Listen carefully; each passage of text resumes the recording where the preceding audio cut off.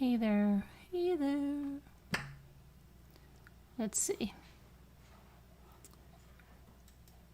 So I had another crazy day swimming. We swam, I have a video. We swam all the way across the lake because the eagle was in a tree we could see. Swim all the way across thinking he's going to take off. Swam all the way back across, he didn't take off. Sat on the dock after the swim for like half an hour to 45 minutes. Finally, he takes off, and I don't even want to look because by that time my GoPro was dead, so I have some of it with my phone, but of course, you know, I'm going to start bringing every single lens I have.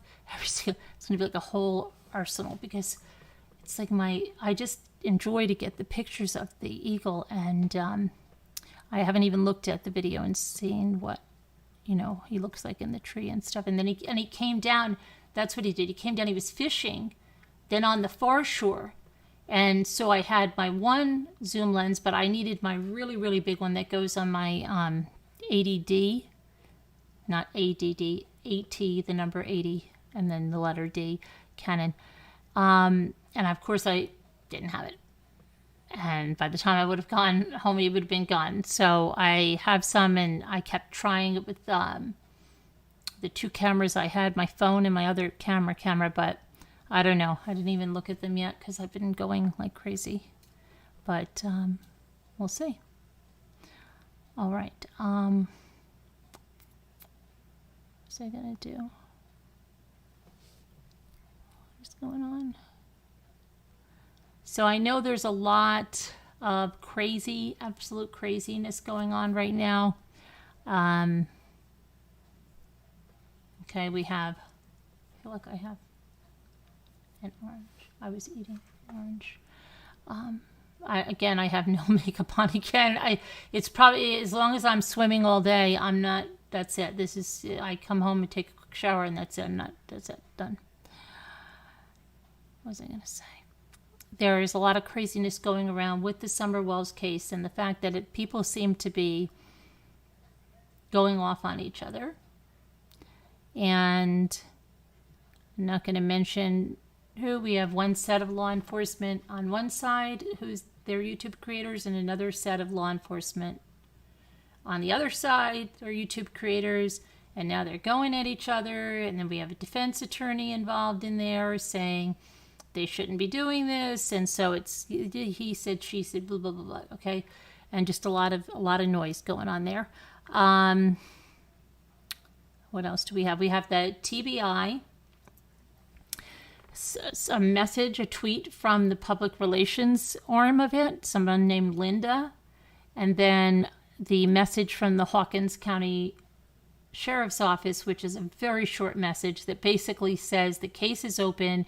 This case is not a cold case at all, but they are saying that the social media crap and the people calling in about the social media crap is slowing this case down. So stop calling in about social media crap, people.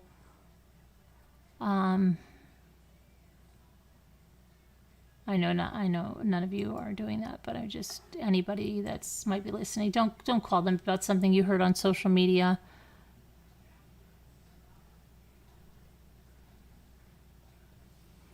Okay, let's see.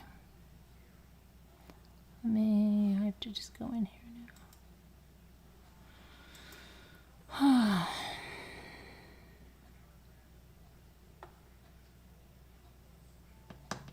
Sandy says hello. I got off the phone with her. She said, give you all her love and she says hello.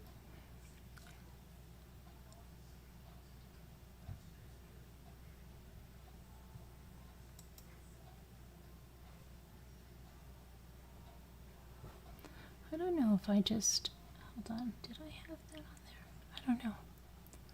All right, let me get back to, I'm sorry, I have to get to my live here because I can't even see you guys or anything. I can't even see if anybody's even here. And maybe no one is.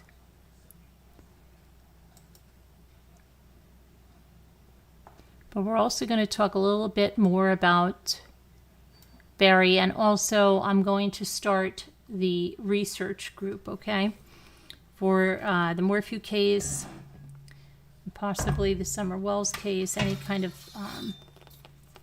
open cases that are going on like that. We did it once before when we were doing the Mike Jones case, but I want to just, I think the best place to do it is on a private Facebook group, because you could keep as much media as you want in there. If you do it on a place like Slack, sometimes your media disappears, or they don't store it, or you have to like pay to have extra storage, and we don't have to worry about that if we're on a Facebook group. So I think some of you emailed me last night. I just hurt my pinky really bad, and we'll talk about that, but I'm going to start maybe getting that open too.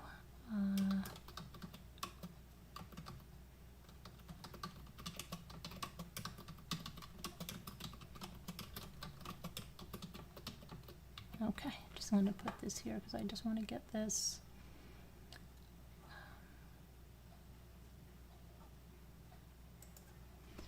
My tags in here.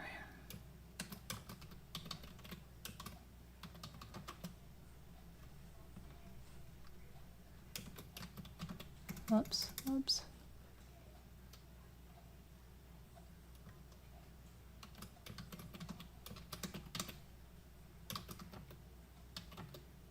Okay. Almost done, almost done.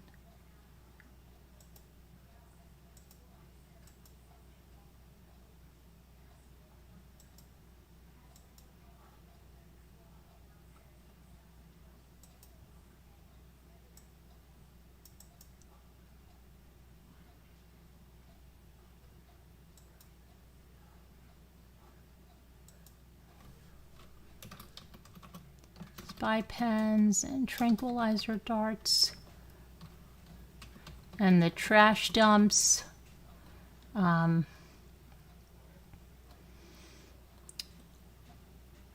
So far, you know, nothing more. We really have to see what they've got, but I have no doubt they have everything that he dumped. I have no doubt. If they've got the video of it, they've got what he dumped. Just like Photos Dulos. This has a lot of parallels to Photos Dulos. I'm sorry, it does.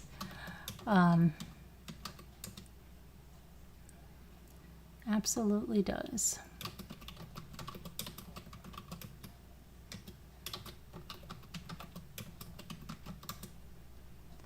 And then the only thing I saw on Don's wall is he looks like he posted something, and someone said he went live, or he went to go live on, I don't know, Facebook, but the content is now not there. That's something that he shared, so yeah, I don't know about that one. What's there? Hang on. Okay, and what else? Oh, there's another, there's more on that hiker, you know, that Angela Tremonte from Boston who went to Arizona and met that cop. And they're saying that the cop said that he hikes that all the time at that time of the day from the top to the bottom. And so now there's more people looking into that and seeing what's going on. So far, he has not been charged or been labeled a suspect or anything, but her family is very concerned because things don't add up. Right? Okay. So we're going to look at some of that too. Let me go back to you guys here. Okay, now I can go to the chat. All right.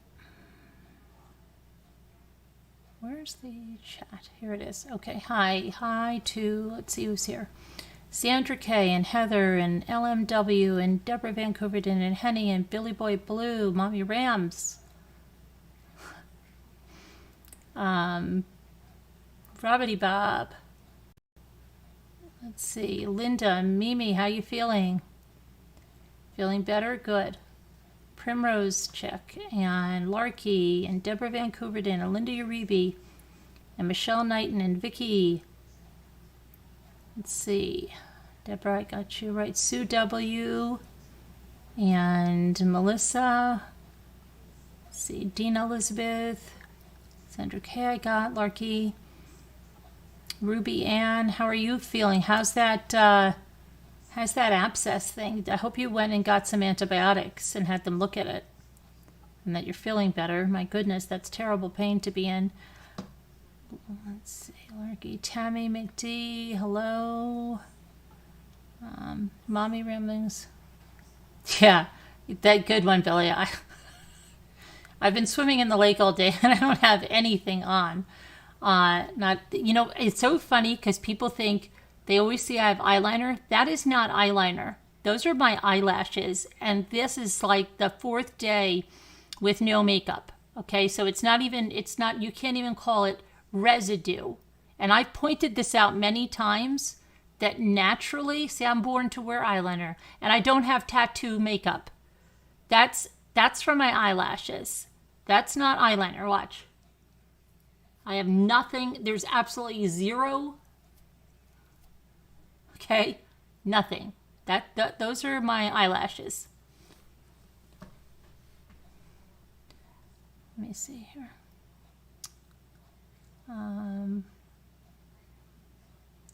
Don't even say you have no sound, Kathy. Are you guys serious? Why is Kathy saying no sound? Do you really have no sound? If I've been talking all that time, no, we have sound. My side is, the microphone is going like that.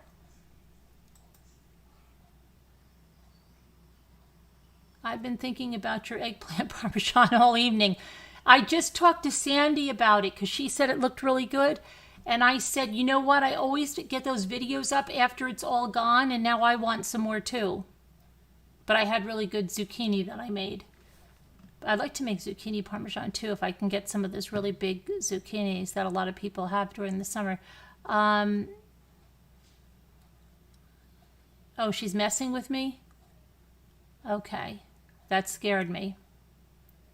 Hi, Moo. Hi, Jeannie. Oh, thank you for reminding me to do something. Oh, Billy Boy Blue.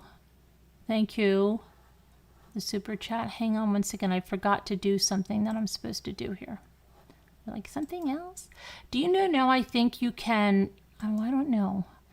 I don't know if you can set your comments after your videos to also be subscribers only.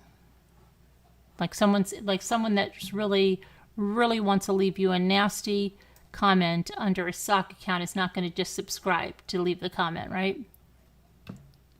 But still.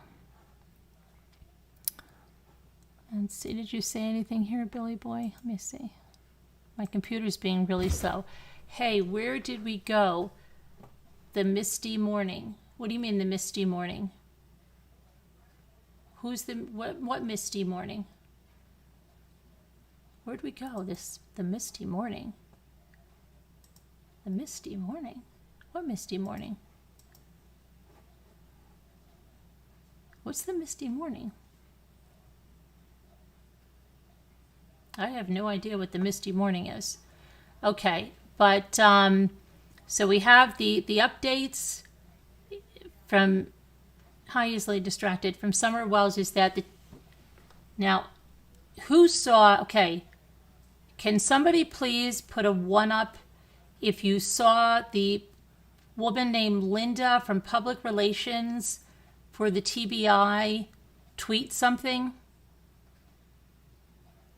Put a 1 because I haven't seen the tweet from Linda, but honestly was just told about this very short time ago. And then there is also the Hawkins County Sheriff that issued a statement. In the misty morning, underneath the waterfalls with you, my brown-eyed girl. Is that what? In the mist. Hey, where did we go? Yeah, okay, I got you. I'm sorry. I'm losing my mind. Sorry. Okay. No, he's talking about Brown Eyed Girl from Van Morrison. I wasn't all alone, the waterfalls with you.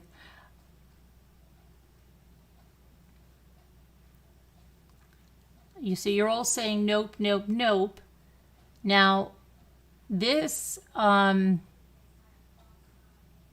supposedly, few people have said that this tweet exists somewhere. Okay, TBI has that. This is an active case. They warn again about social media. So does the Hawkins County Sheriff's Office. Thanks, Madonna. Okay, I cannot believe people are calling in with their own ideas. Exactly, Linda. And it is slowing down the case. That's what they said. And anytime that people are calling in with stuff they're seeing on social media, it just slows things down.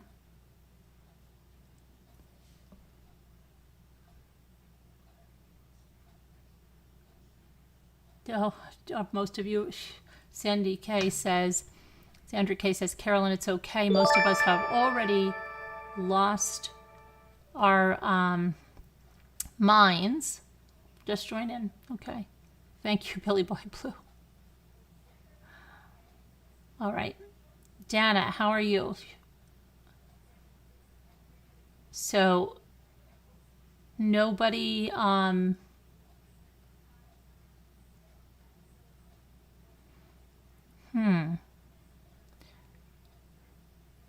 Vicky, it's not on his page. Someone says from his page or something that he fired up a live. I don't know I've been, like I said, I've been out on the lake all day, so I'm looking to you guys. This is what I'm getting in here. A Facebook Live from Don. Did anybody see a Facebook Live from Don that he started? Not that he was on somebody's Facebook Live, but a live that he started. Anyone? It looks like it's down, whatever it was. Something was shared. You have not seen the tweet, and you have not heard of the tweet because apparently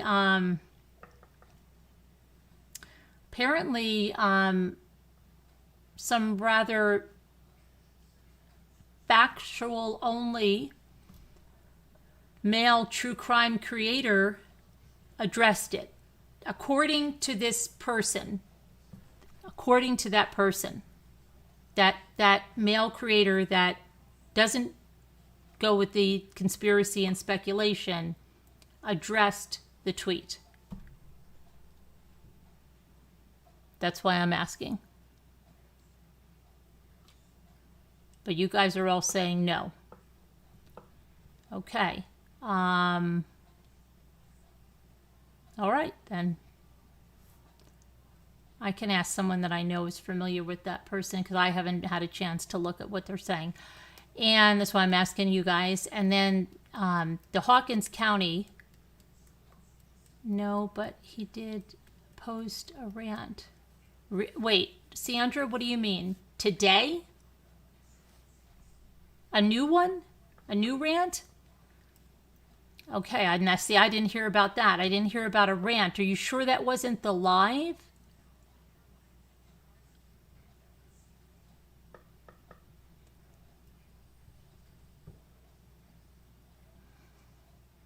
That I didn't hear. And like I said, I know 2 law enforcement camps, if you will, I don't know what better way to call them, are going against each other. So this whole thing is getting crazy. Lots of true crime drama here.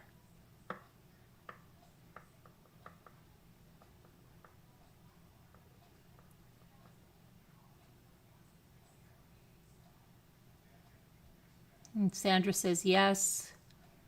I don't know what the yes is. Can you elaborate on what the yes is for? I posted it at the top. You posted it at the top. I don't know if I'm going to be able to go back, Sandra, because it stops. stops me from going back. Let me see. Carolyn, it's all right. Okay, no. Is it before that? Let me see. Oh, yes, they will. They may not become a member, but they will subscribe. Okay, let me see here. I'm going back, Sandra. Off summer and has put it on railroading. Off summer and has put it on railroading another 14-year-old boy. Okay, this is what Dawn said. This is from Sandra K. writing this, okay? This is what Dawn said about Chris, and I am not a friend of his on Facebook. This is public. Mr. Mcdonough and friends, whom I think give all law enforcement a bad reputation, has taken the spotlight. Let me see here. Where's the second part? I thought I just saw the second part, Sandra. Oh my goodness. Off Summer has taken the spotlight off Summer and has put it on railroading another 14-year-old boy. Which 14-year-old boy? Because Hunter is 15. What 14-year-old boy? One of Dawn's kids or what? What 14-year-old boy, Sandra? You got to fill me in here. I've been out all day.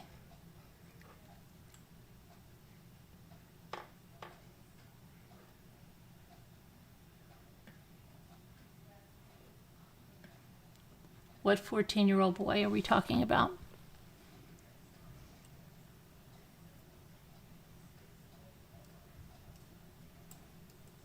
Or are we talking about that other case? What are we talking about?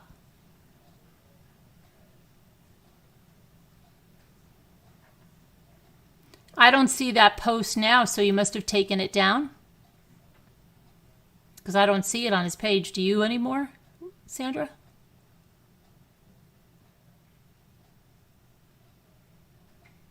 He had a speech analyst tearing to shreds yesterday.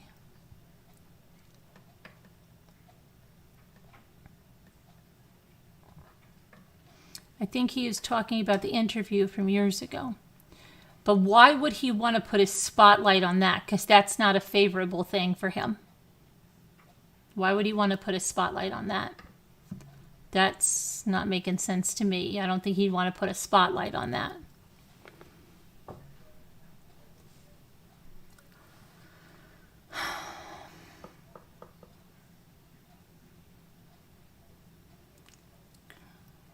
Went on to interview, again, all pointed to Dawn.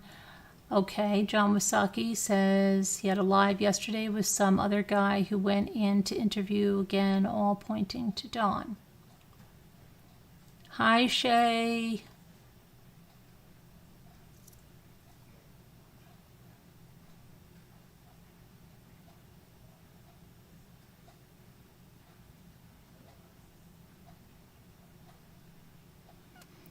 Nothing is favorable since Chris has been posting his interviews. What do you mean by that, Michelle? Nothing is favorable to who?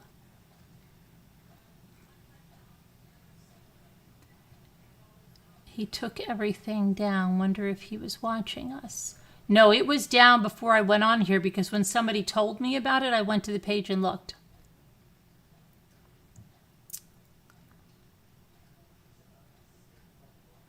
Let me see if I can see anything and if somebody put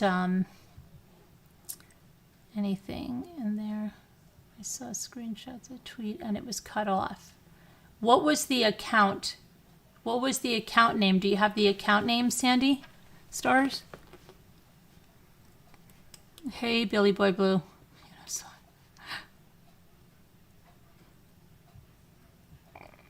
La Bamba. Now you're on La Bamba. Okay. Thank you, Billy Boy Blue.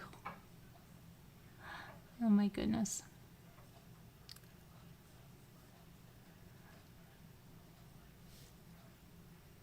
What is it?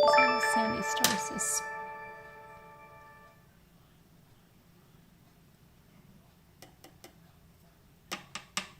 Speech analysis said DW was making himself out to be a great dad and minimized Summer Wells disappearance. Okay, thanks, Sandy. So many Sandys in the chat now. Isn't it Sandra's Sandys? Like tons of them now. Hi, Lori. Coley, how are you? Hi, Babe's Heart. Nurse of all trades.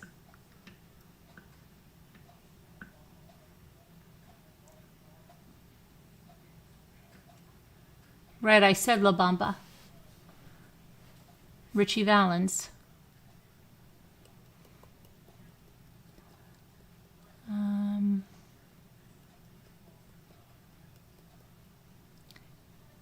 5 posts down? Let me see. Let me take a little look-see. I don't know, man. Let me take a little look-see, Sandra.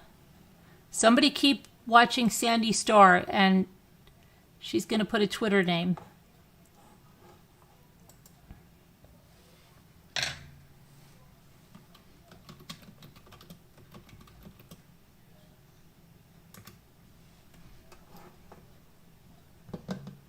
Oh my gosh, my computer is so slow. If I have like 87,000, and I'm not joking, tabs open.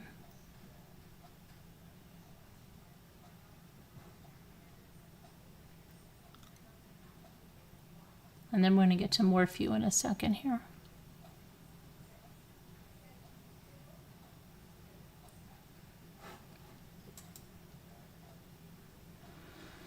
Oh boy.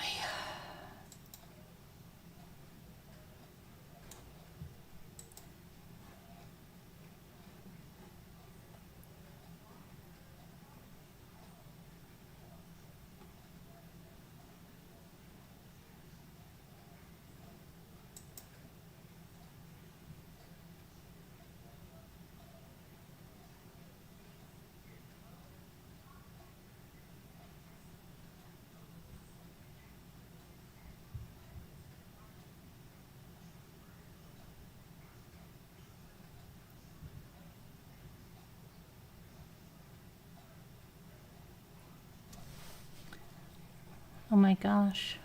Hold on. Is this taking forever? I'm still on the first post because I guess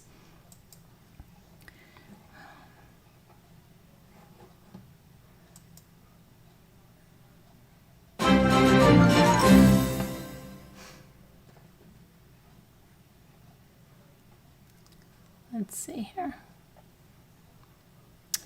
Oh, he's posting like crazy now. He wasn't. I checked this in the last hour. He's posting. Okay, so here's John's new post. 1 hour ago, he posted a voodoo. What the heck? A YouTube video that says it's a parody. No, it's not a parody. Pardon the rant. The interview room stand down, okay? And there's many comments coming in under that. Then he posted, what is this? Summerwell's jury talk and the games that will ensue. And it says, thank you for reaching out. We are not working with, oh, is this it? With Mr. Mcdonough, nor did we request his assistance. Replying to Sam Hawthorne 17 and Jay. Okay, so this is, hold on. I want to see the top of that tweet though. Right there, right there.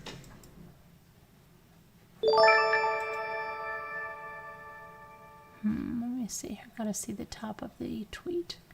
Because, you know, you can't just believe. I have to see that it's really a TBI tweet. So let me make sure that's really a tweet. Because I don't, and that little snapshot thing, I don't see the top of it. And that makes me nervous when I don't see the top of something.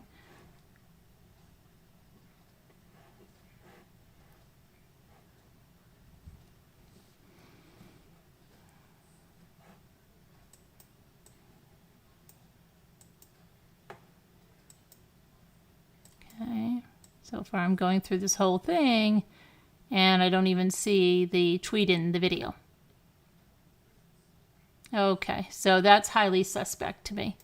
Unless you can give me the timestamp where this tweet appears with the top, that's highly suspect. That is highly suspect. That's not cool. That's not cool. If it was really from them, I'm sure he would. I don't know this guy from a hole in the wall, but it doesn't show at all in his video, and it only shows in his thumbnail, and it's totally cut off. So this seems like clickbait to me. That's my opinion. Because if you have that, then you darn well better show the account, and that's probably why I cannot find the account. So where's the real tweet with the account? That looks like a load of crap. Sorry. Just going to say it. All right.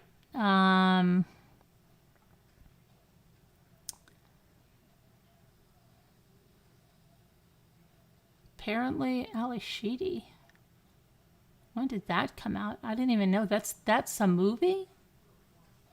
Wow. Did you guys know that was a movie? The Interrogation of Michael Crow? I did not know that was a movie.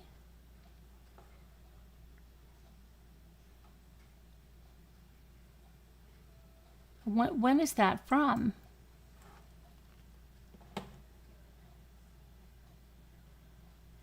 Drama thriller. Says 2002.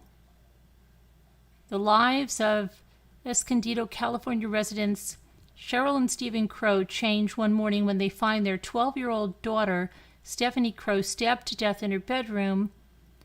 As procedure dictates, the police take each member of the household away individually to be questioned, and the remaining children, 14-year-old, if you're interested, I'll put this link in there. This is a movie. I've never heard of this movie. Has Shady. She was in, wasn't that Breakfast Club, right? Yeah. And it gives you the whole breakdown of the movie here. If you want to look at this, I did not even know this movie existed. Again, just looking at Don's page for the first time because I looked at it before and there was nothing there. Now he's just posted all of this stuff. And it's all public. Just so you guys know, it's all public. Billy Boy Blue. Thank you, Billy Boy Blue.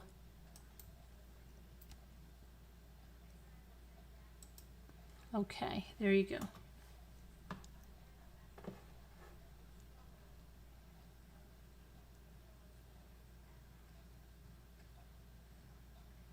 Saw on the news that they want social media off open cases. Do you have a link for that? Do you have a link for that, Oliver? I have no doubt. Listen, I'm going to tell you something. And I tell Scooter this sometimes. I'll say, mark my words down, Scooter. This is going to happen. Mark my words down.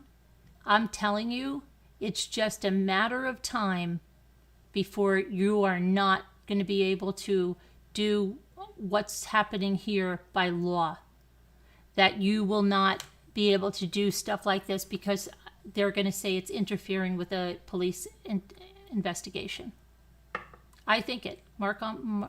As soon as it becomes evident that it's hurting a case, as soon as you're going to have the police and everyone saying their follow-up on crazy leads, or they can't get a jury pool, or, evidence has been compromised, people are going to YouTube rather than going to the police. As soon as that really gets going, there's going to be, then they'll make new laws. I'm telling you. Then this is going to be police, this YouTube thing, because I can't believe it's not now. And I'm not just talking about true crime. Don't even put on those glasses. Okay, Billy Boy Blue. I won't. Thank you for the super chat. But I think that's what's going to happen. And it's like I said, it's not just true crime. It's getting crazy all over. And can you believe, I don't know if it's, do you ever think that people have the ability to go live from their home without any type of experience or skills? I'm not saying that everyone is not experienced or skills, but you have the ability no matter what level. You could be a child, okay? And you could be someone that has a lot of production experience, okay?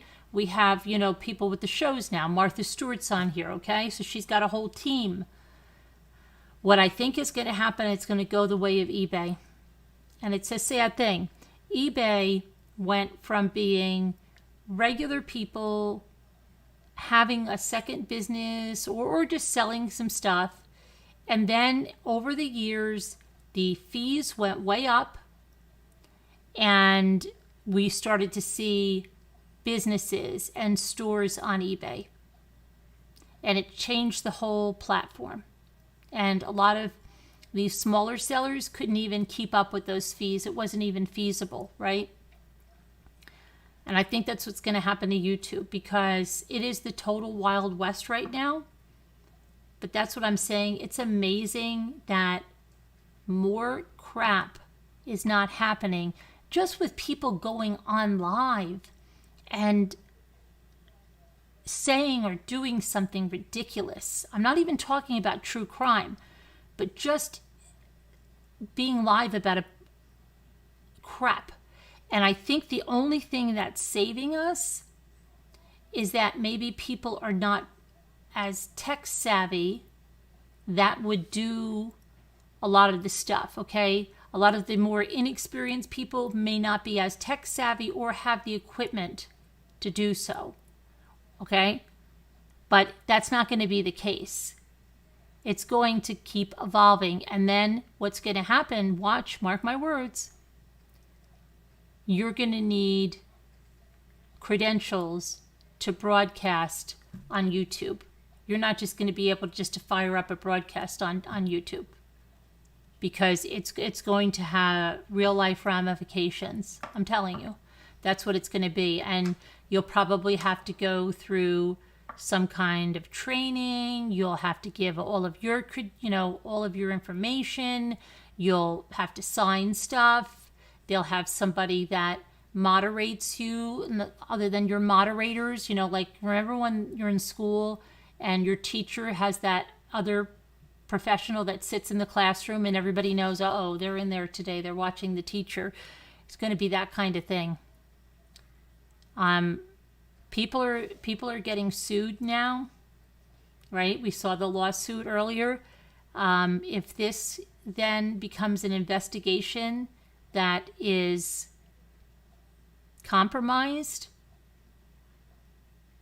yeah, I think a lot of things are going to change. That's my opinion. That's all I'm saying. Mark my words down. We'll see if I'm right. I don't know if anybody agrees with me. You might agree with me. You might not. I think a lot of things are going to change. Yeah, I used to be a power seller too on eBay, Lisa. Yeah, and then it was ridiculous, right? It was ridiculous. The fees went so high and they started these people started getting stuff and then saying it wasn't this and they were lying and eBay was deciding in their favor. It was terrible and you just couldn't do it anymore. Sadly, the channels that are wacko need to be gone, but they will probably stay. No, I think it's gonna change the whole forum, believe me. It will. And you're gonna see more news stations on here, more reporters on here, more anchors on here, just like you're seeing it, just like you're seeing,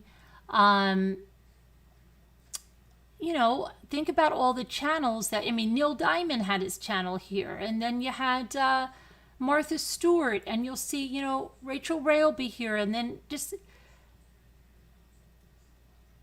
That's what's going to happen.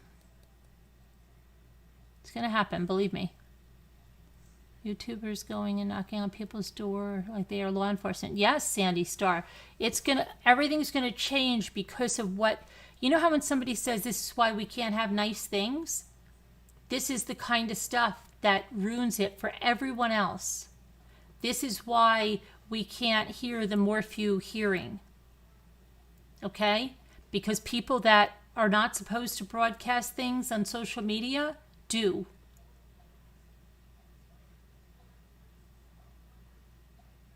Telling you, this is it. All this is going to do, I know that maybe a lot of you think, oh, it's so great, we're getting all this information and people are going to Facebook and getting a hold of, it's going to, enjoy it because it's going to change and you're going to get nothing. I'm telling you, enjoy it. And I don't mean to you guys, I mean to those creators are going to ruin it for everyone because they can't stop. It's like they give them an inch, they take a mile, give them a mile, they take, 10 miles. They keep pushing the envelope and it's going to have real life ramifications and then there's going to be real life changes.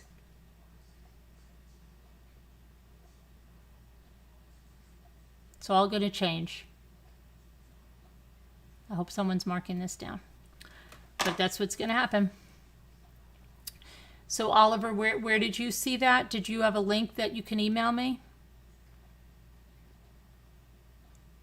You'll go like, remember when anybody could just fire up a live and go? Yeah, because think about it, right? Look, YouTube used to monetize people with any amount of subscribers.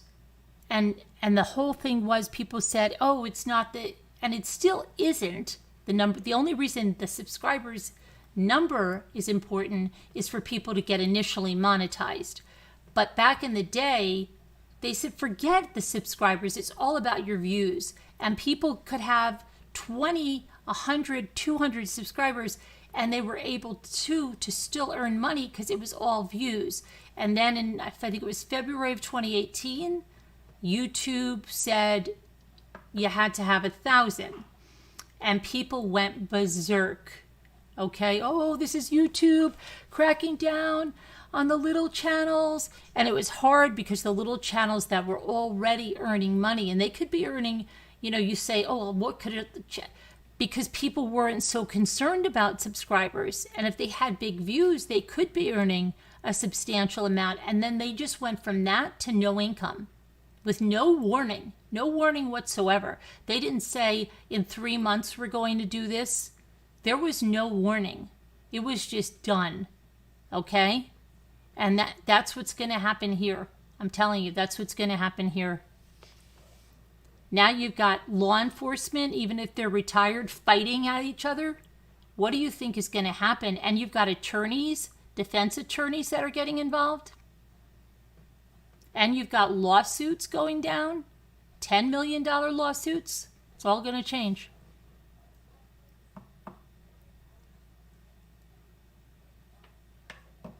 What's happening on one channel on here with the summer case is scary. It's more than one channel and it is scary. But all of YouTube is going to change.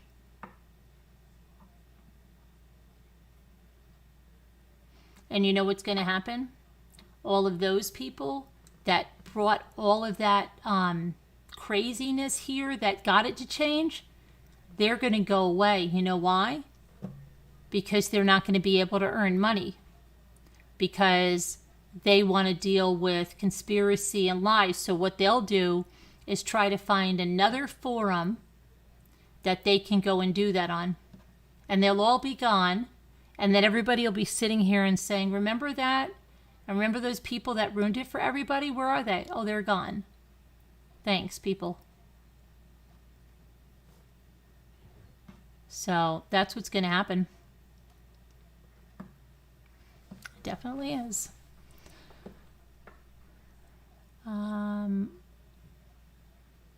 Definitely will. So let's see what else is on this Facebook page while we're here. See what's going on. Okay, so there's 2 videos, okay. The first one looks like clickbait. The second one definitely looks like clickbait. There's no tweet that you can actually see. So, call BS on that. There's the movie. Did I put the link for the movie in there? I think I did, right?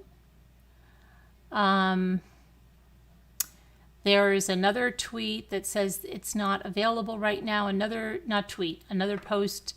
2 posts that say they're not available right now. 3 posts that say they're not available right now.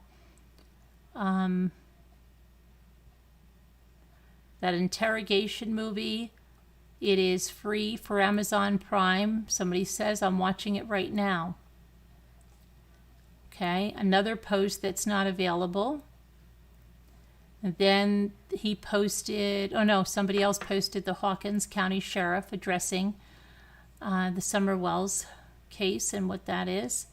And then let's see.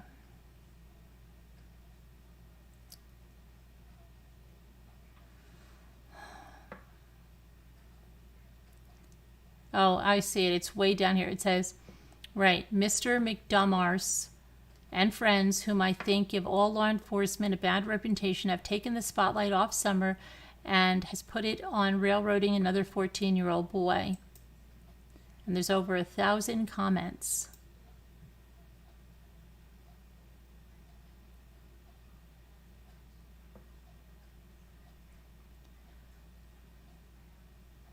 There are all kinds of comments here.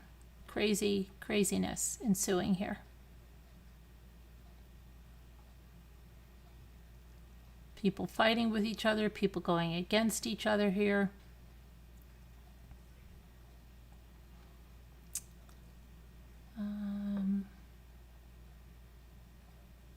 And then there's another video, hashtag stand down Chris, to this new channel I found. Who wrote this? This is Donald.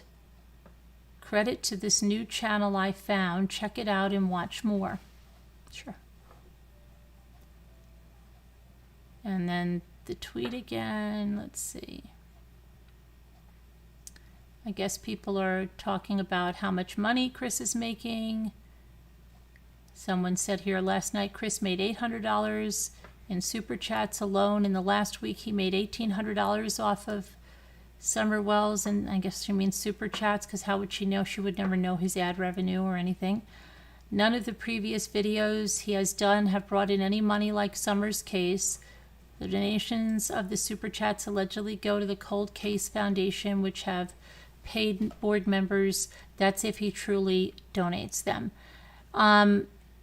This is a regular viewer, but let me tell you that they already mentioned that other law enforcement group already mentioned that he's making very good money on this. So that's what's happening. You've got everybody battling each other. Trying to see if there's anything else here. No, I think we're back to August 7th. That's the end of the new stuff there. Again, that Twitter tweet, I don't know. I'll tell you what the real TBI has said in a tweet, a real one. If somebody can't show the account, it's fake to me. It's clickbait to me. Sorry, I deal with facts here.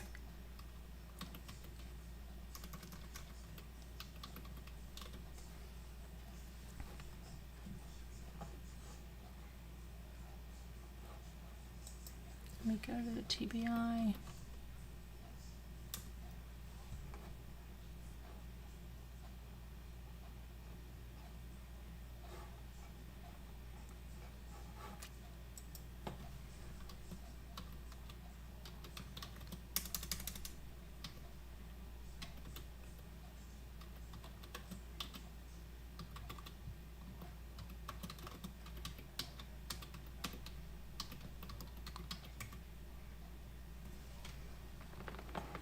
Okay, Tennessee Bureau of Investigation.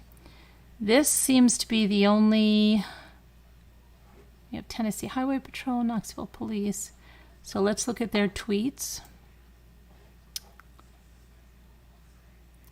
Okay, they have updates here. Is that the latest one for summer?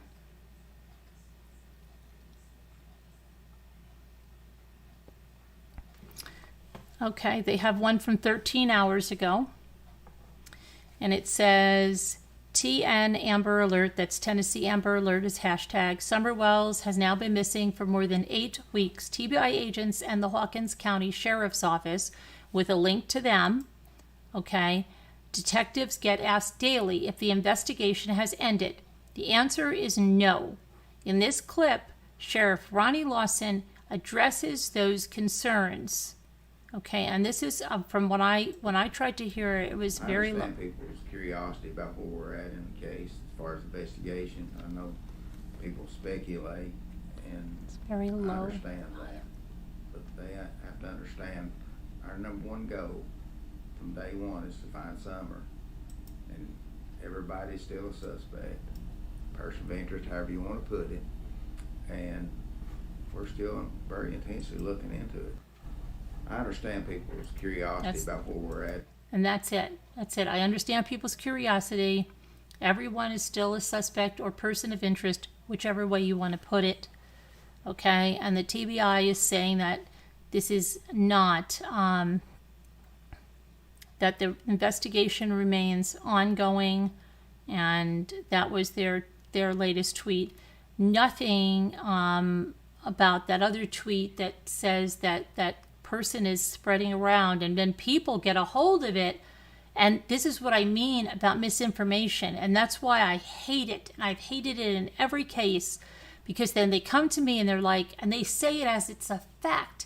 Hey, did you know from the TBI said this, and they said like it's real, but they never even saw a TBI Twitter account, but they're just off to the races. Same kind of thing with the raid on the Watts house that night by another creator that knew that that was not the case and still went live before checking it or vetting it just because it's for the views. That's what it is. They don't believe in facts. They don't care. And these are the people that are going to root it for everyone else. It's going to happen. And then everybody will be a craft channel.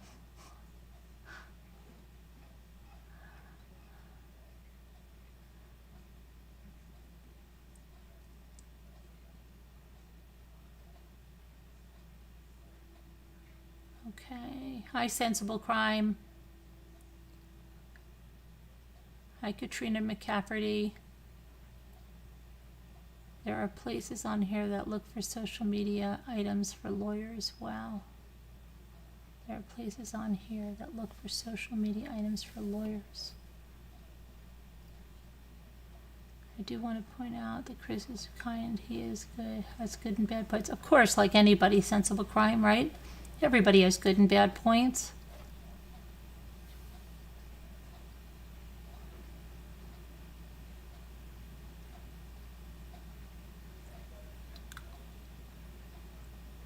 We don't mention channels on here, Karen Olson. I know you're not normally here, but just so you know, FYI, that's why your comment was removed. We're not looking to create more drama. We're trying to go through and see what's facts. Okay? Good.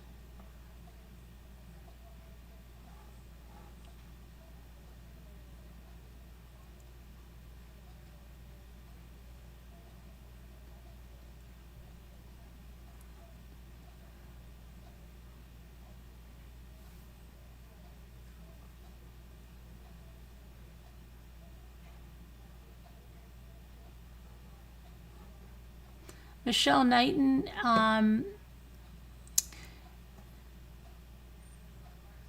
there's nothing wrong, okay, with talking about facts on a case, because it happens on any kind of forum. If you're talking factual and you're giving out the facts of a case and you're not exploiting or doing something bad, because that happens every single day on the news. You think those news anchors don't make money? They make a hell of a lot of money. And all they do is report on tragedy and loss, right? Okay, investigation, discovery, all of that. Don't kid yourself. That's all. If it didn't make money, it wouldn't be on TV. 2020, 48 Hours, Dateline, NBC, all of that. It's the point that you want to keep it factual. There's nothing wrong with reporting factually, and if you're putting in time and you're putting in effort and you're bringing out good content, there's no reason someone should not be paid for that. I did go there, Vicky. I just read this. I just read from that page.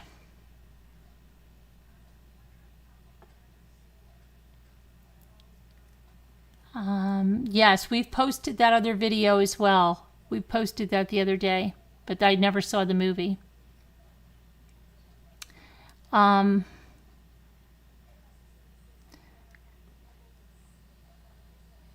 Yeah, we posted that the other day. That one. We learned about it. So, I mean, I think something's coming to a head now.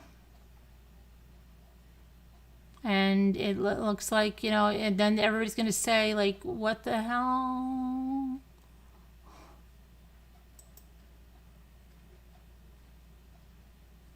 Because the police and the investigators are going to get sick of being called by people calling in tips from social media.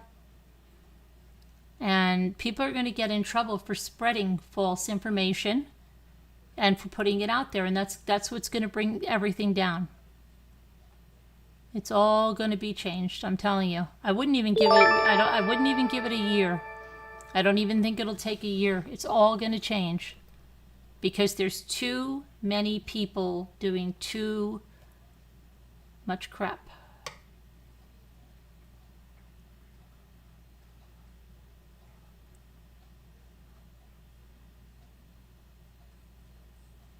And they won't care. Those ones will just leave and they'll go and they'll try to find some other small forum where they can think they can start it up again until they're caught again.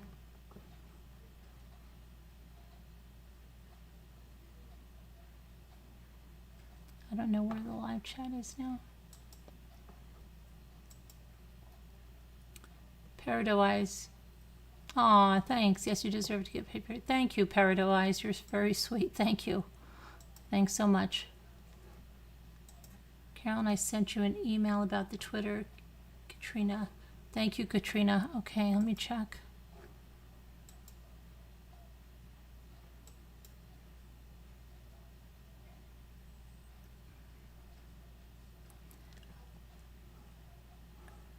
Okay, let me see here. Sean Hawthorne. That's an outcast Christian sitting out the pandemic and surfing Twitter with 49 followers. Okay. And, okay. Okay, I'm going to do this so I can show you guys something. Thank you for sending this. I'm going to show you this. And this is all public because I am not friends with any of these people. I am not friends with any of them. So this is all public information. So let me pull this over here and explain this to you. This is a sleazeball tactic that they've done here, okay? So here's Sam Hawthorne, okay? Anybody can find this. Says, Sam is an outcast Christian sitting out the pandemic and surfing Twitter. Sam is following 145 people and has 49 followers. You can see, I don't know, for those of you that are not familiar, this little Twitter thing, okay? If you want to see who a public account is following, you just click on who they're following. Okay, so then we can see who they're following. Court TV, Stephanie Harlow, Crime Talk with Scott Reich, Mason County Sheriff, AZ Family, WJHL. Okay. Keep going through these ones. Yeah, I mean, you can go and look, right? 145 accounts. There's a lot of true crime podcasts. There's a lot of true crime YouTube channels. There's police. There's media that they're following this person, okay? But this person is not with the TBI, this Sam. Now, we'll go back to this tweet, August 8th. Replying to, well, who's this person that they're replying to? Let's see. Jay Cochran. Okay, look at that Twitter. 85 followers, and they're following 112. Well, who the heck is Jay Cochran, right? That doesn't lead. Okay, he's got Lauren Scharf that he's following, but he's not a member of anything, not a member of the media, not a member of anything. Okay? So he holds absolutely no clout or anything. And now it says replying to.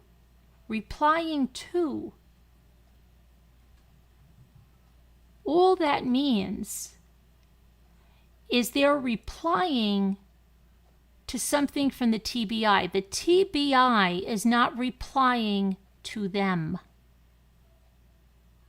Do you see the difference? They're not replying. This is what should be here for it to have any clout. This has to be here, not Sam Hawthorne and not Jay Cochran. This is the only account that's going to hold any clout in this.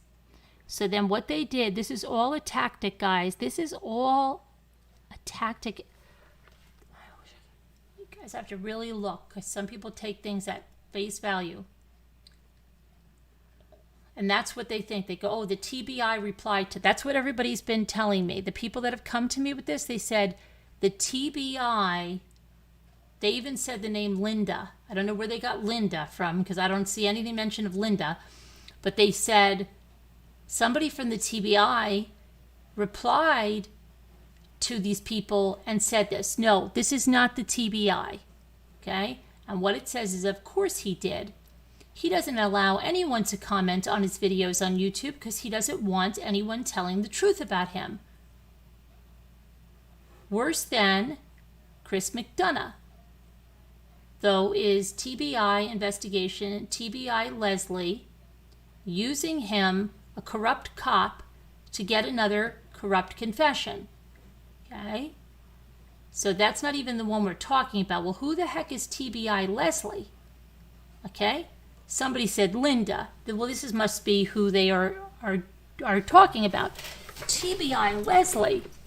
Well, who is TBI Leslie? Okay?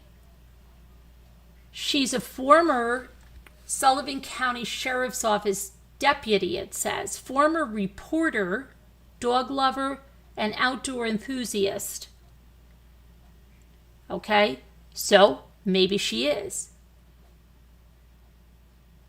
She's a public information officer for the TBI. But she also did not post that. Read it. They're talking about Chris. Worse than Chris, though, is TBI investigation. That's the actual TBI account, and TBI Leslie using him, a corrupt cop, to get another corrupt confession. So, just so you know, TBI Leslie has nothing to do with that tweet. Okay? She doesn't follow that account. She didn't write that. The person that wrote that put the little @ symbol and put her account. That's the only thing. And people think that she replied. I can't tell you how many people said to me tonight, hey, did you see the tweet? And they had her name wrong. It's Leslie. They said from TBI Leslie. Now let's just take a look at TBI Leslie's account here, okay? She's following 881 people. She has 2,678 followers. That's not a lot, okay? Now let's look what she says. While we can't provide constant updates about the investigation, that doesn't mean we've given up. We are determined to find out what happened to 5-year-old Summer Wells.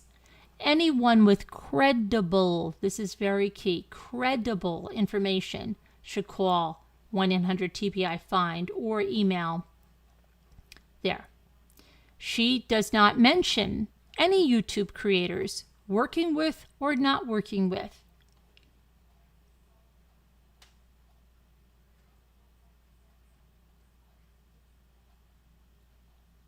Okay, and then she's talking about other cases. So I hope maybe we cleared that up, and maybe, but it's always that the right people to see that never see it. They never see it. Okay. Does everybody understand that was deliberately, that tweet was deliberately created to make people, and it was very, very effective because of all the people that messaged me.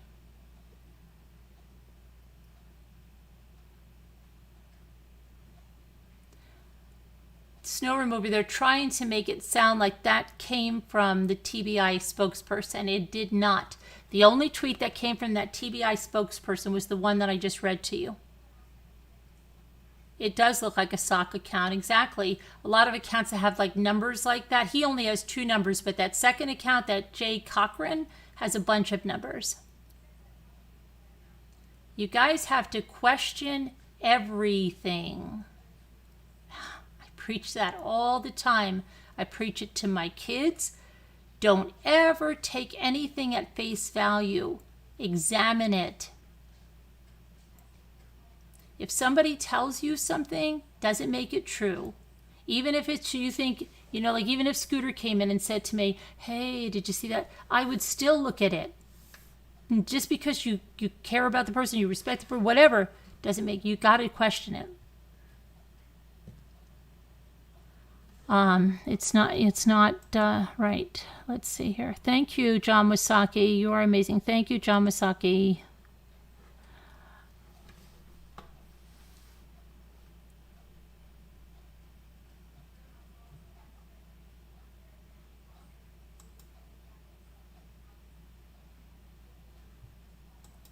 So just so we got that out of the way, maybe. Now we don't have to hear that now, but we still will hear it. This is exactly what happens in every case, and it's all because of people spreading misinformation on purpose. On purpose. Purposely deceiving. And that's why everything is going to change. Mark my words. Everything is going to change because of this crap. Hi, Danielle C. Is there anybody that doesn't see that, and be honest, really, because then I didn't explain it well. Is there anyone that doesn't see that Leslie from the TBI did not say that she didn't say anything about who is working or not working with the TBI? The only thing she talked about is credible tips. Is there anybody that still thinks the TBI mentioned someone working or not working? Anyone? Yes, Christy Love. Huge. But didn't Leslie have a reply below that, Susie says? Below what? Below what? Below that tweet? Don't you think if Leslie from the TBI, just saying this, Susie B, wouldn't they be showing Leslie's tweet and not Sam Hawthorne, who has 45 followers? Just saying. Just saying. I'll go and check it for you, but I'm just saying.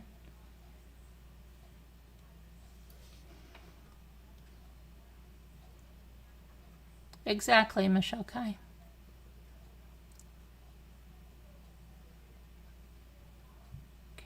was a reply from Leslie.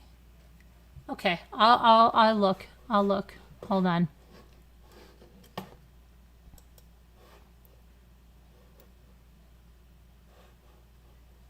Hang on.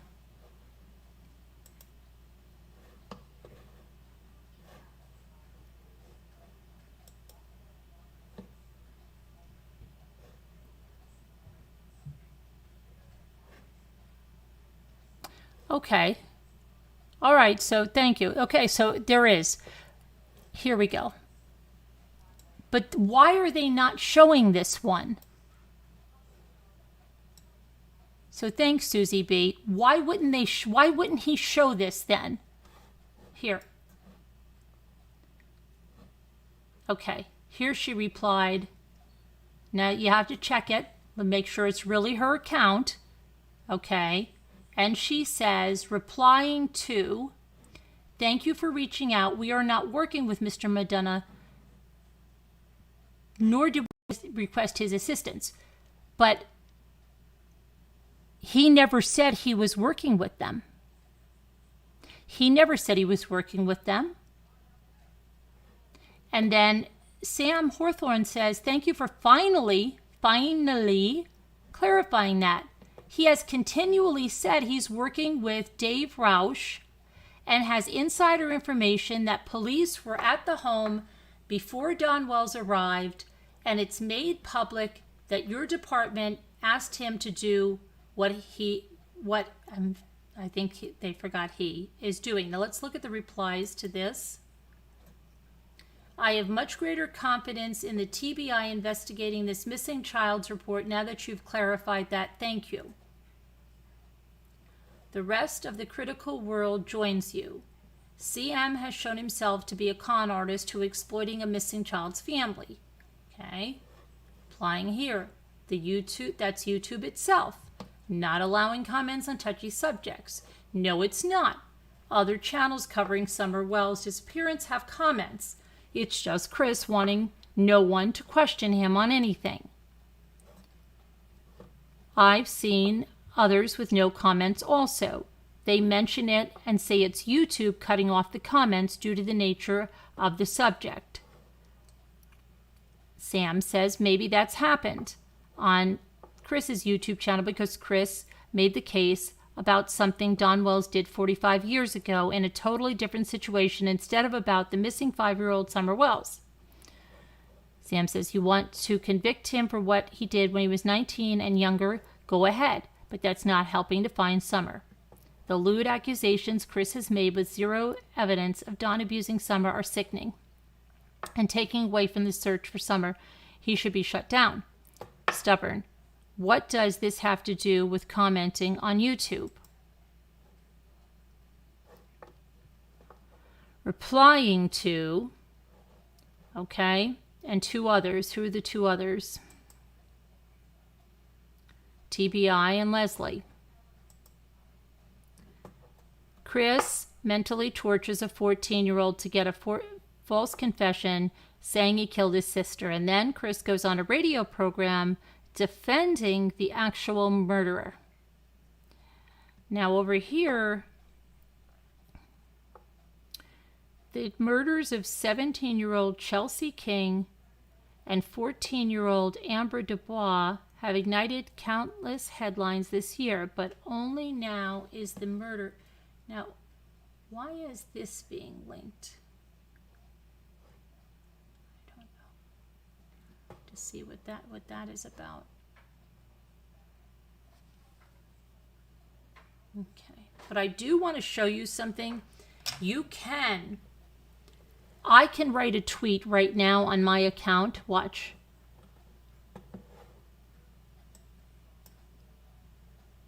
Watch. I just want to show you something because she did reply, right, Leslie? But let me just watch. Let me just copy. Now, I've never had a conversation with her, right? Never, right? Right. Go to my home. Okay, let's just say.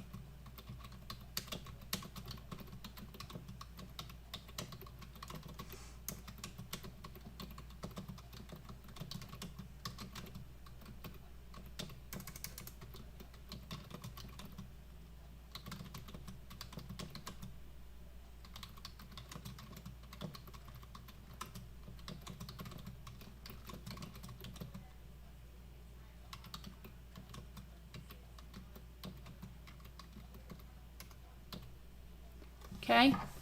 I'm just showing you something because this is how people are. Anybody can throw something like that in there with someone's name.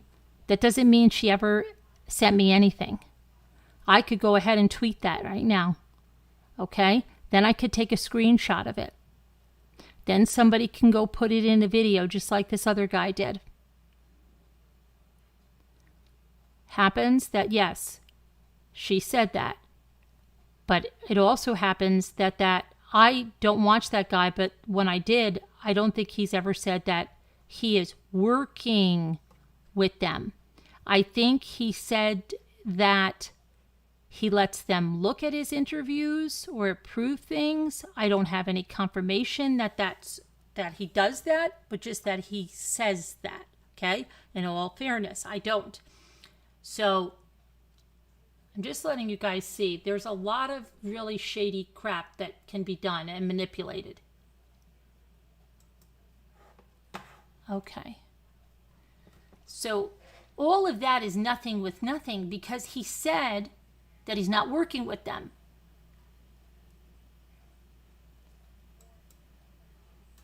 That I've heard. Unless you've heard it. Did anybody hear him state that he's working with them? If he did, then that would be a lie.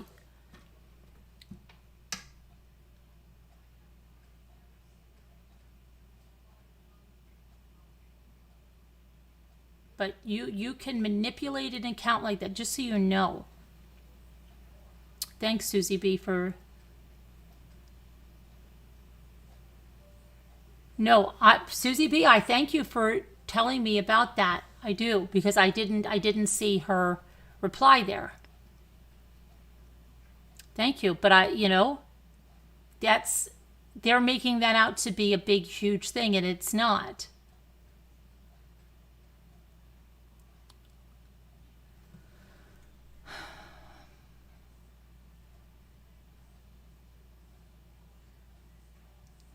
No, he has not exactly. Okay. So Chris said multiple times he does not work with TBI or law enforcement, but does send them his interviews if they want to view them. He said it because 5-year-old little girl. So his comments. Yeah, okay. I will tell you that I don't think he's being truthful with that. That his comments are turned off for that reason, because there are many creators, myself included, whose comments do not get turned off on Summer Wells. Now, it could very well be, now hold on, that he's checking a lot of boxes that maybe of what that he wants a what am I looking for? An age, for it to be restricted, and then he's doing that. He's restricting something that's causing the comments to be off. But people just posting about Summer regularly, their comments would not be turned off. He may be checking a lot of additional boxes about the kind of content that's there that's causing it to happen. So I think he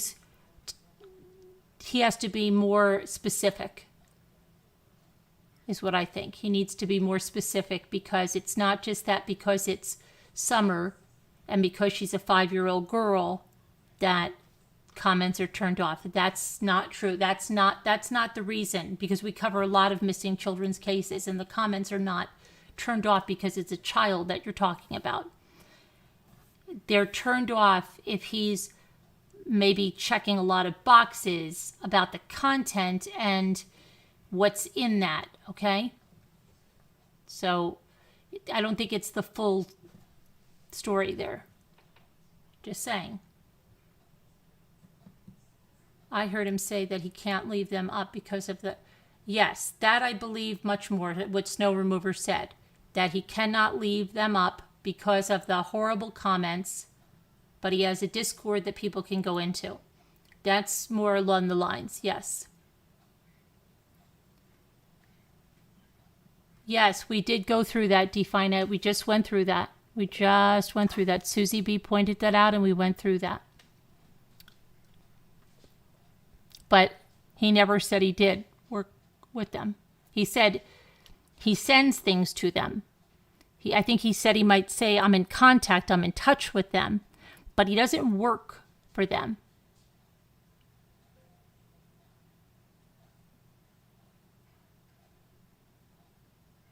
And he's not working with them either. And they're not asking him to do any of this. Dawn keeps posting.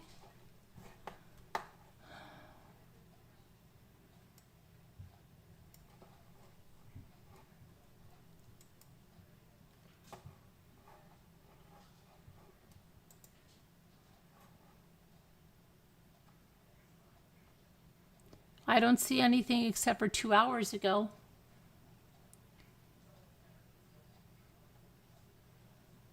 Two hours ago looked like his last posts. Where are you seeing that he keeps posting? I just refreshed. And the first one is that video where that guy, the same guy that posted the thing on the tweet. Another video of that guy. And then the that movie, which I might take a look at tonight. I don't know. I might take a look at that movie tonight. Let's see.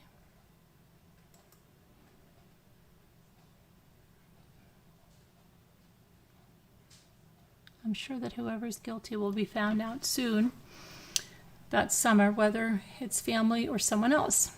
Yeah, let's hope there's justice for Summer, right? He allows comments during his live, so he just doesn't post the comments, threads, in replies. Okay. He doesn't post the live chat on replays, you mean? Please check your email. Okay. Let's just be civil in whatever we're discussing because, like I said, this is going to affect us all. All of this crap is going to affect us all.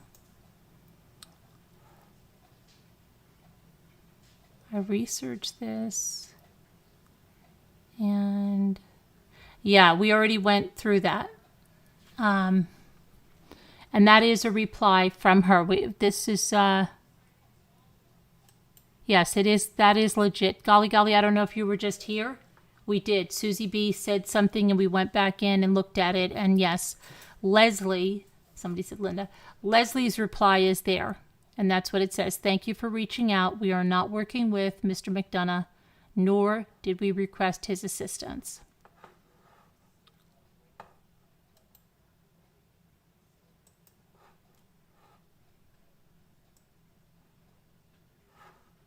That's what.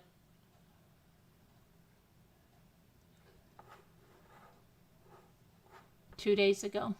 Okay? Okay. And again, I haven't heard him say that he is working for them or that they have asked for his assistance.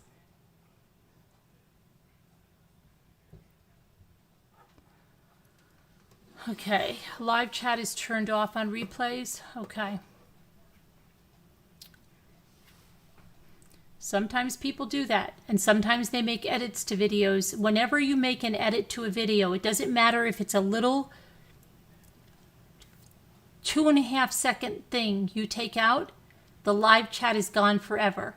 That's something on YouTube. You cannot make any edit to a video and not lose your live chat. I wish they'd fix that. I really do, because it stinks. Mommy ramblings, CW's actions can enter CW's. I don't think you mean CW. Can interfere in the investigation. Well, yes, I think anybody that's investigating an active case, anybody that's knocking on doors, as in the Cash Gurnan case, anyone that's tracking down people and stalking them is going to interfere with the way a case is investigated. Anyone that's putting out false information that people are then calling tips on, they're all interfering with an investigation when they're doing that. And that, I'm telling you, mark my words down, is going to bring a screeching halt to people covering active cases. And probably a screeching halt to live broadcasting on YouTube without some type of courses, contracts, stuff like that. Yep. Crazy, yeah.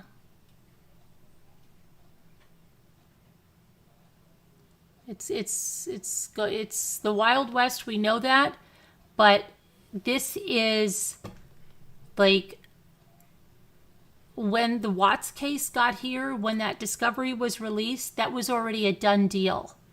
When that was released, it was a done deal. It was not an active case. So, and then, like with the other cases, we had Severs, okay, and he was just one guy. He was already in prison. Jail, excuse me. He was in jail. His friend was in jail. Little Jimmy was in jail. And there was nobody that was going to be knocking on their door. We didn't see this craziness with that case, okay? And even Letitia Stout, we didn't see this kind of, this level of craziness. It's gotten crazy. You know when it got crazy? When the drama people started to get involved. I'm sorry. They started the crazy. They started the crazy, coming on and doing all that kind of stuff. They brought the crazy.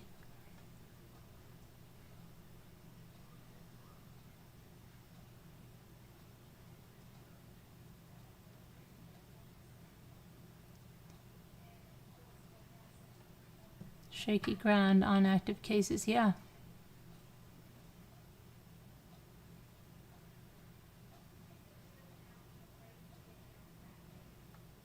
Life hack Lucas, no cap, yeah. Straight on the gang, no cap.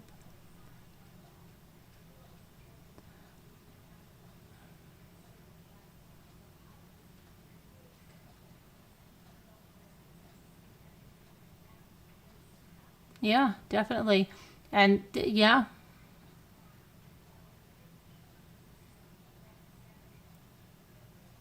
Someone gets pulled over at a traffic stop for a bench warrant that has nothing to do with the murder, okay? And these people are coming on like this. Ooh, we've got breaking news. Ooh, we got this guy. He's arrested. We arrested him. Oh, that bastard. He killed him. Ooh, they got him. Oh, what? Oh, it's not on that? Oh, all right. Well, I don't care. They probably got him anyway. We know he did it. I mean, that's what you're dealing with. That's what brought the crazy, a whole level of crazy.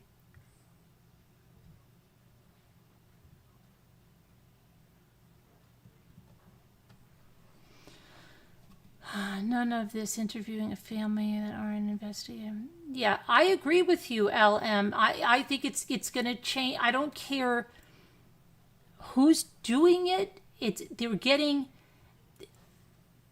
gotten to the point that there's no boundaries that are respected at all, and that's what's going to happen. Now, the laws are going to come in and make the boundaries. We see it in that lawsuit that's going down, that $10 million lawsuit. Okay? And we're going to see it now. You're going to see it when they can't get a jury pool. when the TBI and the sheriff's office says enough is enough, we're not going to waste our time following up on these stupid leads. Where are you hearing this from? And they say, I heard it from somebody that said they go heavy into the night. What's that? Oh, that's a channel on YouTube. They said they go heavy. Oh, they go heavy? And they said this? Where did they get this from? Oh, they found a lady on a Facebook group.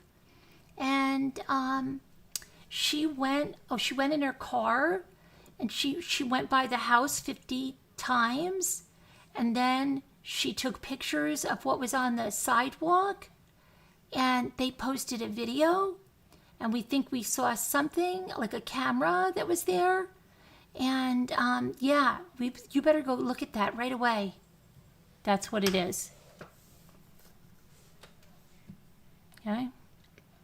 Luke inspired. The Sorrentos came in and saw it 30 minutes late, rewound, and watched back speed, and now I am caught up. Put that in your back. Put that in your back. Luke inspired.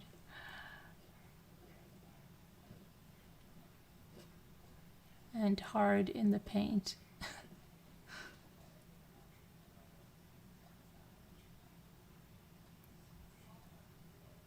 No, critical case. $10 million lawsuit. Ray Andraccio. Yeah. It's a real thing.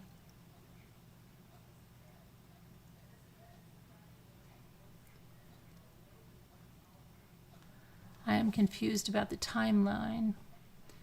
There is an insinuation that something was suspicious when he got out of bed to go to work, but there are photos of Summer throughout the day.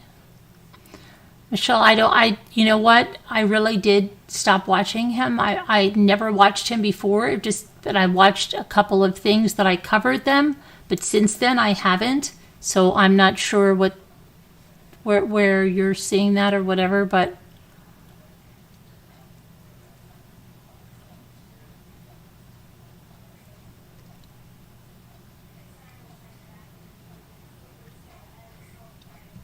so yeah. But let's go to Morphew right now. So the same thing with the boys missing in California. Some YouTubers, yeah, exactly. And it's you understand? It's going to go too far one day. Listen, here's what's going to happen. Okay, especially in states like where it's legal to conceal carry weapons and stuff. Think about this. Okay, we know what happened in that Cash Gurning case. I've went over it 1,000 times, where the one YouTuber, Go Heavy Into the Night, was posting about herself in the third party in that group, and having an ex-moderator post in there to promote, and usually that's not even allowed, but this was done to like the highest level. We've got breaking news. You have to go see Go Heavy's video, their latest video. You're going to freak out when you see what they have. They have breaking news. But they didn't. And then they went ahead and posted the casket pictures, which was disgusting, and I made a video about that, and that person lied. That person lied and said that they had the blessing to post those pictures and the family wanted that. Well, no, that wasn't the case. Okay? They didn't want that up. So what happens is, now let's take that case in Texas. And so they're going in this Facebook group, and that's where they found their insider, okay? This lady that was driving around and calling in. And then some of those calls, you don't know who was on the other line. Listen, if you don't understand that a lot of people, their integrity goes right out the window if you show them $1. Look at people's history. Just go ahead and look at it And if they've been shady in the past around money and lied and have been connected to people like somebody that can't even be on YouTube anymore, and some of their best friends are Bobbity Bob, and others, that you got to look at that, wait a second, they might not have the greatest integrity. So just because they're holding a phone up and they're saying that this is so-and-so's neighbor and they just don't want to give you the name, that doesn't mean that's so-and-so's neighbor on the phone. And I just cannot believe the number of people that blindly buy that crap. Why?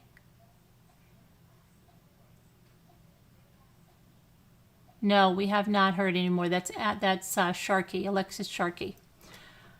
That's exactly what's happening, right? So, and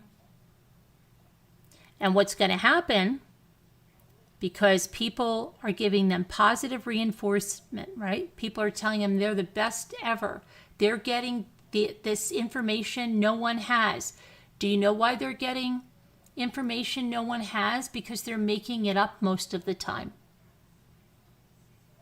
It's not even true. It's hearsay, or it's their cousin or their friend, somebody using a voice changer. That's the insider. This insider crap, okay, is just ridiculous. So there you have that. But then they're seeing dollar bills, y'all, right? So they're saying to themselves, we can't let this train end. We've got to come up with breaking news every single day. But there is no breaking news. But we're going to make our own breaking news. And it's a racket for them. It's a scam. And I just wish more people would see it. But so many people don't see it. And I think even those that want to see it kind of look at it like a TV show. Well, and this is what I think it is. Well, there's not a lot of news on Cash Gurnan, and, we might have to wait months without anything. So, these ladies, they're coming to YouTube and they're sitting there and they're bringing out these insiders, and they're probably fake, but, it's kind of interesting, right? For a while, because otherwise, what are we going to do? There's nothing new on the case. So let's just listen to her, and it's a form of entertainment, but it's really not a form of entertainment because these are people's lives, okay? This is a 4-year-old that was murdered and left in a pool of blood in a street in Texas. This is not 90 Day Fiancé. So it's really sickening, and the people that are fueling it are the people that are watching and giving the super chats and joining the memberships, because that's all fueling the madness. And they will never stop until, and here's the bad thing. When they're fooling around in places like Texas, places where people can conceal carry, how many cases can they do this to before one of these people thinks that no one's home and they're just sneaking around the back just to get a little picture of something? Let me just get a little picture of that. I'm not really trespassing. The gate's open. Oh, wait, she's on the line. And you're going by. Yeah, I don't think anybody's home. Go on. Go on behind the gate. Keep going. Yeah. You're in their personal backyard. Right, you're not in a public space anymore. I know that. Push the gate open and just go back there. Okay. Try the slider. Is it open? Is the slider open? The slider's open. Bam! And someone gets shot. Someone gets shot and dies, right? And then the insider's family is going to say, what the heck was my mother doing going into these people's house, opening the sliding door? We're going to go into Morphew in a minute. Right? And then someone's going to say, well, she was on a YouTube channel. She was on a YouTube channel. She didn't have a YouTube channel. No, but she was an insider. Okay? And people were watching this live? Yeah, they were. When she got shot? Yeah. That's what's going to happen. And it's going to be done. And people are going to be dead. Remember the YouTube guy that was pranking someone? Yes. Acting like the carjacking. Yes. I just talked to my kids about this. And he was shot and killed. Yes, it's a crying shame. You know all these prank channels, right? And they were doing good, right? And making lots of money, right? So then everybody always looks, well, and this is the thing. When someone's looking for a genre or something, when anybody would ask me about blogging, because I had people that would say to me, you know, Carolyn, I want to get stuff like you did, like your lighting fixtures and tell me how to start a blog and do that. And I would say, I asked them one question first. Do you like to write? Not really, but I want to get that stuff. I want to go on trips to Great Wolf Lodge and stuff with my family. I want to get that stuff. Yeah. Do you like to take pictures? Are you skilled at photography? Do you have a good camera? Do you have a good waterproof No, I don't have any of that. And you don't like to write? No. And I would say, do you understand? Like, they don't even understand. That's the kind of people that just drove me crazy. And then everybody will tell you, write about what you know. If you know about raising a family, getting a great deal, going places with kids, decorating your home, then write about that. But if you see, let's say, trapping rattlesnakes is getting really good money, blogs about trapping rattlesnakes, and you know nothing about trapping rattlesnakes, you shouldn't try to fake it, because anybody that's really there is going to see you don't know anything, and you know what's going to happen? You get one time that you don't know what you're talking about trapping rattlesnakes, and they will click off of you, and you will never see it again. And I used to teach a course, I still have it up on the network, about writing winning headlines. And here's what I say: never, ever, ever use clickbait on a headline. Because, and we're talking about blogs now, this is prior to YouTube. If you use clickbait on a headline, sure, you could get a lot of people that come to your blog for your headline. As soon as they see you don't produce that, what's in there in your blog article, they're gone and they will never trust you again. That's how it is. That's how it is. Anyway, I don't even know where we got on this.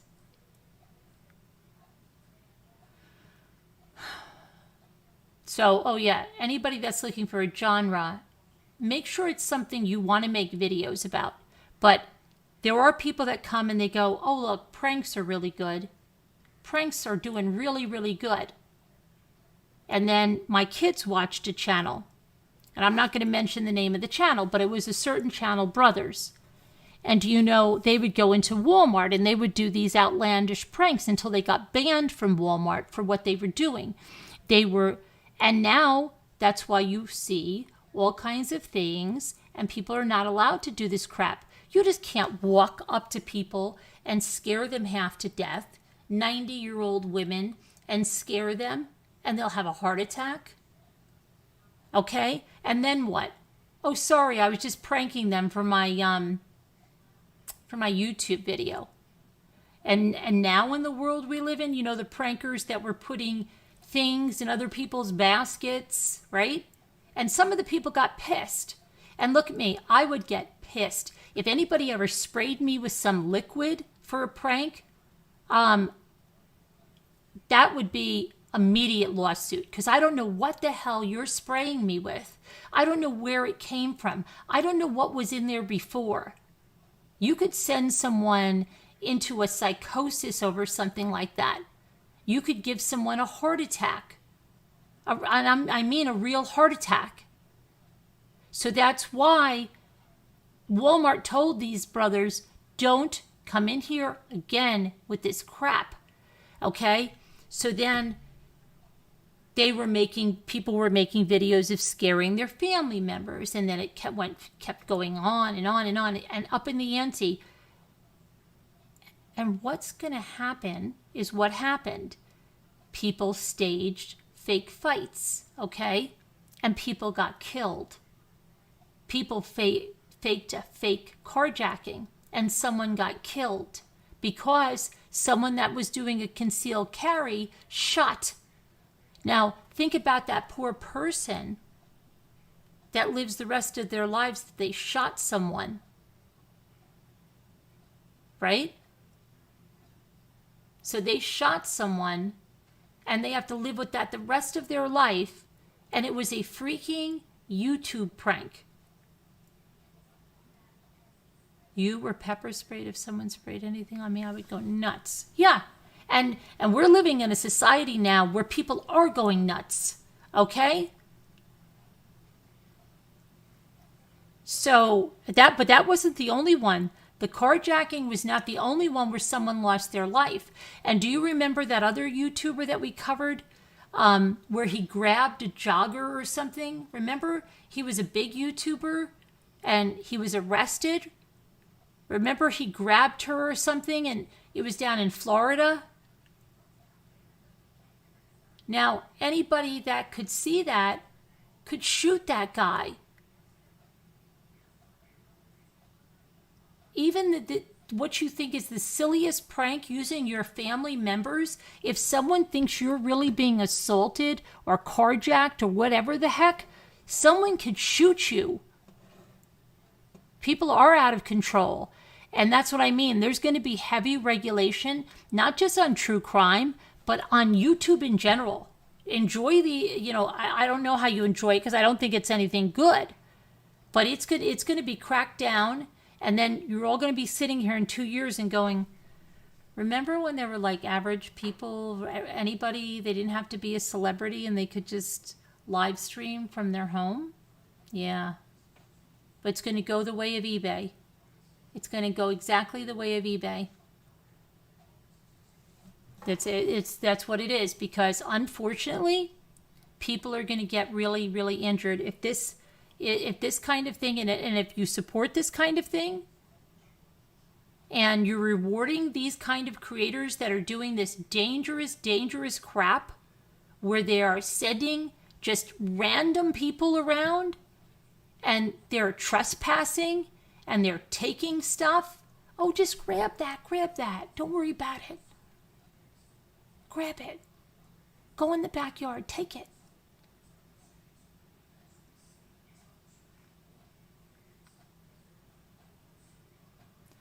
It's bad.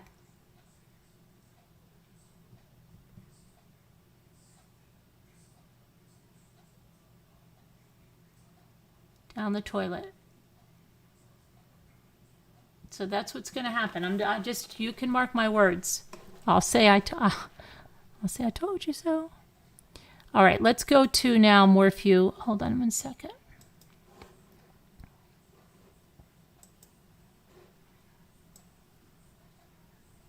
Something is like really whacked with, I'm looking like I'm jaundice or something. I don't know what the hell is going on here. And I can't even stand to see it for a second. I know I don't have any makeup on, but I definitely don't look jaundice. Okay. I feel like I need to go into, and everything. Let me shut this off. Maybe I'll just shut this off and sit in the dark. It's too dark. Now, see this, now I look pink. What the heck is going on?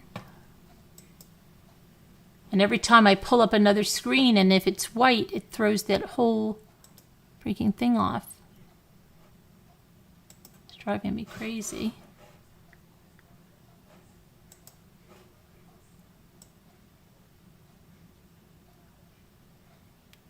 looks, no, hold on. It was just better for a second. Didn't look so jaundicey. Jaundicey. Jaundicey. Now that looks a little jaundice.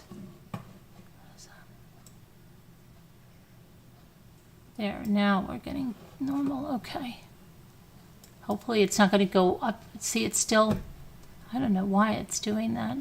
Going on there. Okay, so let's talk about Morphew. So the tranquilizer dart cap in the dryer. We have the trash dumps. I'm not highlighted. Stays on the case. What do you mean I'm highlighted? I'm not highlighted. I don't have anything on. Stays on the case. Why am I talking like that? Because now you're making me think of summer. Now you're making me think of what Candace said when she said, "Chase on the case." Is that why you made that, or was that your nickname? Anyway, let's not worry about that now. Let's talk about Morphew. So there's a tranquilizer dart cap in the dryer. And yesterday we said that maybe he used the tranquilizer dart to take her away, immobilize her, and that's why we're not seeing any decomposition or anything, blood by the house. But then you have the traffic dumps, right? And the trash dumps. Oh my gosh. The trash dumps, just like Photos Dulos. He went to multiple trash containers. Even homeless people had some of the stuff. They were wearing some of the clothing that he dumped. They had, I believe one person had a pocket knife or something that he had. Some kinds, they had different things. They actually found these homeless people that had it, okay? They found the ones that had their clothing, I think a pillow, stuff like that. So I 100% believe law enforcement has everything he dumped in those trash bins. The only exception is but his truck would show where he went, and that south side of that Holiday Inn did not have cameras, but I'm sure they checked the dumpsters. And they actually saw him pushing the trash down. And even if the trash had been collected, they would go to the landfill where it was dumped.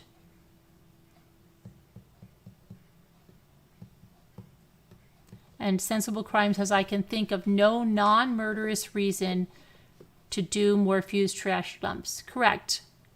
You would just throw everything in one. Let's say you were cleaning out your truck. You would just do it at the car wash, right? Why would you be on all of these trash dumps and then go to the car wash and then do a 90, what was it, a 90-minute, what, the one by Men's Warehouse, wasn't that like 90 minutes?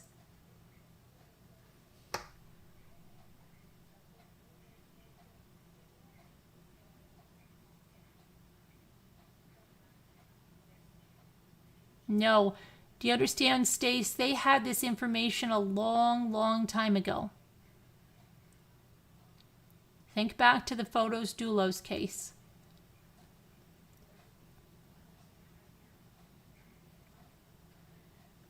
The Holiday Inn had cameras. Yes, I know that. They didn't have them on the south side. That's right. Yep, I know they do.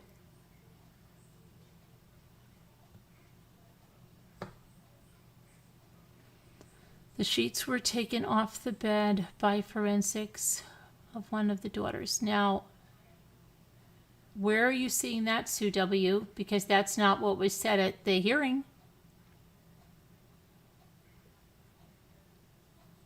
They said that the beds were stripped because she was cleaning up because her daughter's friend was coming back from the road trip and she liked to clean up. Where did you hear that from? But how long after did they get the video and realize he dumped the trash? Like, Allie, they'll get it right away because they seized his truck on May 10th. they seized his truck so they would have the information of where he went with that truck.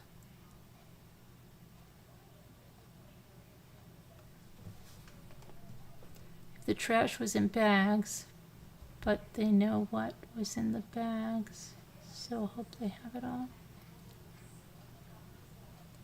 Please think back to Photos Dulos, okay?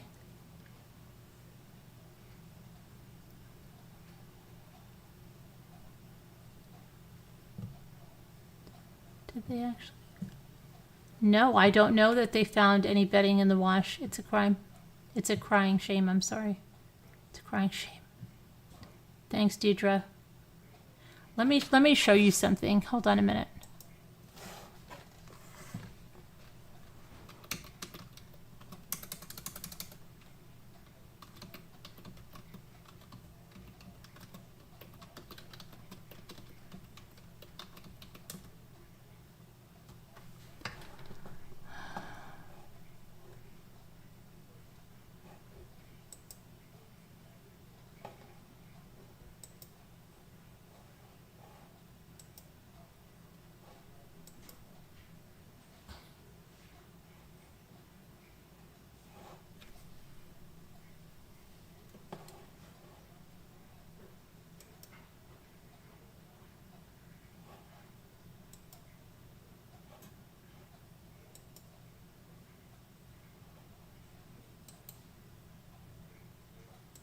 Hold on a minute, I'm pulling something up here.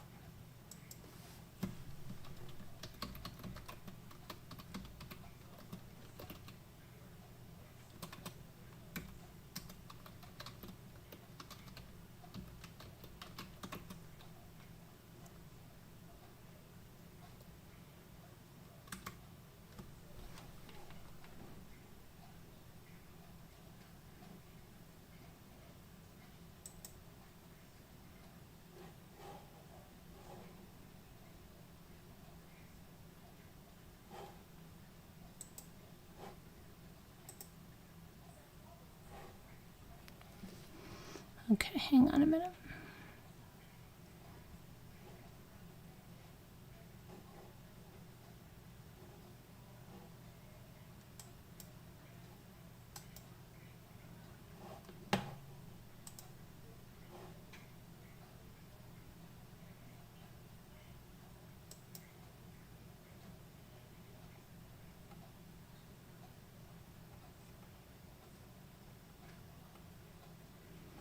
Okay, here's what I want.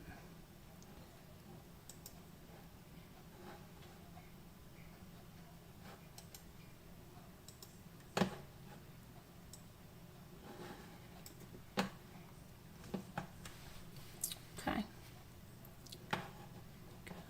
This is Photos Dulos.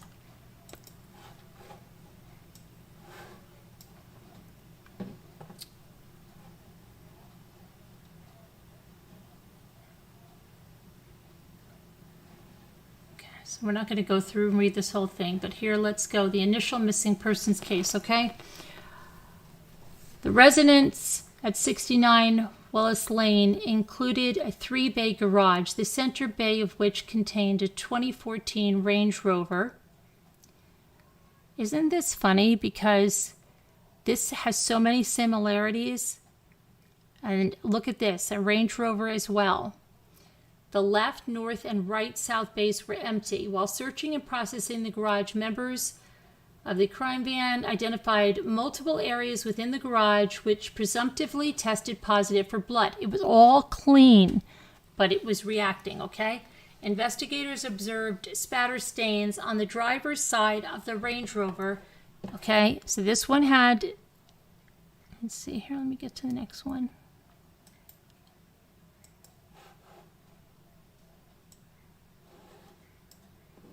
Garage floor north of the Range Rover. Spatter stains or blood stains resulting from airborne blood drops created when an external force is applied to liquid blood. Detectives also noted indications that the scene had been altered by an attempt to clean it.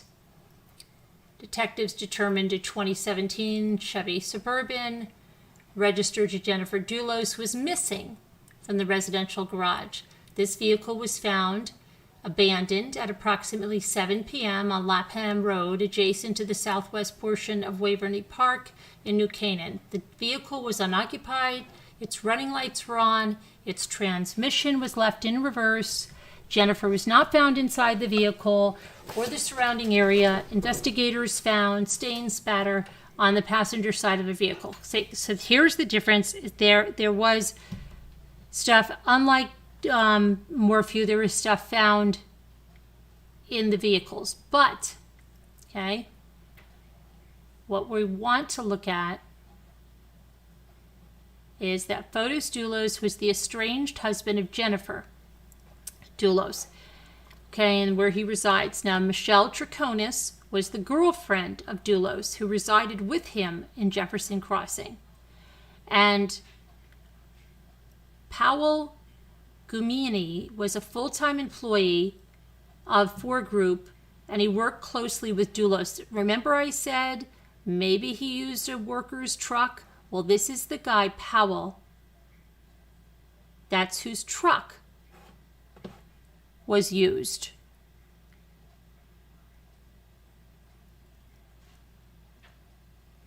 Hold on a minute.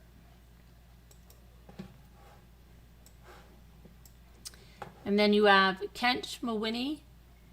That was the attorney that was working with Dulos. And then Andreas was a childhood friend of Fotis who lives in Greece. These vehicles were all collected, okay? And here's the Tacoma. Remember I said, might be using a coworker, like or a laborer's truck. 2001 Toyota Tacoma. A red Toyota Tacoma pickup truck was registered to Gumiani's wife, Barbara. According to Gumiani, his wife normally drove her own vehicle, and he used the Toyota Tacoma for transportation to and from the farming area in connection with his employment by Fotis Dulos Company. And during his work week, he indicated that he usually was provided a Ford Group, that's Fotis's business, vehicle to operate. So here's the initial contact with Fotis. Okay, he doesn't know anything. And then wait. So we'll talk about the trash dumps.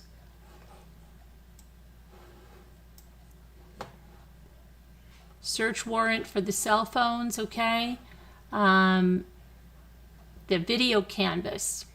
Detectives began to canvass the area of Fairmont Street, Green Street, and Albany Avenue in the city of Hartford, which resulted in the development of footage showing a large dark-colored pickup truck consistent with the 2014 Ford Raptor registered to Ford Group, traveling in an area at approximately 7:40 p.m. Okay? On 5/30/19, detectives contacted the Hartford Police Department Special Operations Group, requested their assistance in determining Dulos' activities in the area of Albany Avenue. Okay, so they observed the large black colored pickup truck, which was later identified as the 2014 Ford F-150 SVT Raptor pickup truck, registered to the Ford Group, that's his business. A female passenger in the Ford Raptor was shown on surveillance and subsequently identified as Dulos' girlfriend, Michelle Troconis, and they mapped out their movements as he deposited multiple black-colored plastic garbage bags into several trash receptacles during the evening of 5/24/19. And they show, okay, the different trash stops. 7:31, the Black Raptor gets on the cameras by the Hartford police surveillance cameras for the west on Albany Avenue. And then they catch it again at 7:32, and then a Ford Raptor turns right. Hold on a minute, let me get the next page.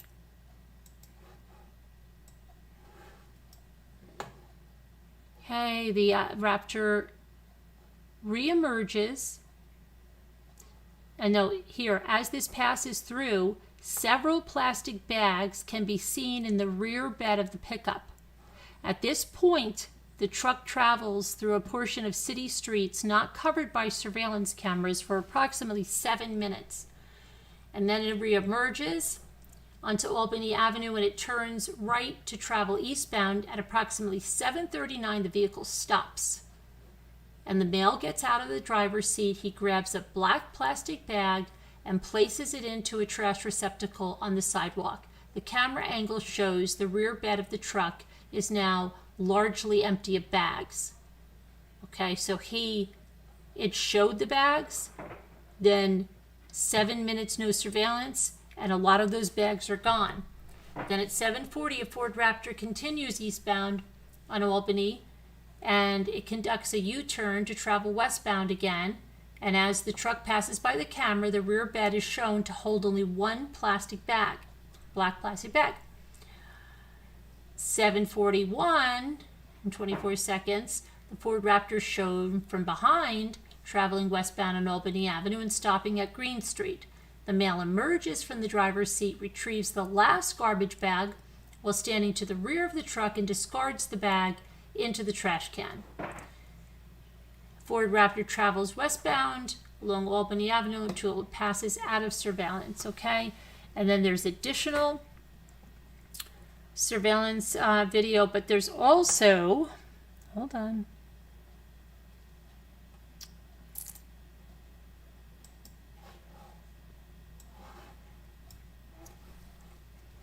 Okay, evidence description, look at all the evidence they got here. Recovery of altered license plates. He altered the license plates of his vehicle. And they also saw that on the surveillance video, Dulos is placing a large white colored item into a storm drain at the intersection of Albany Avenue and Adams Street.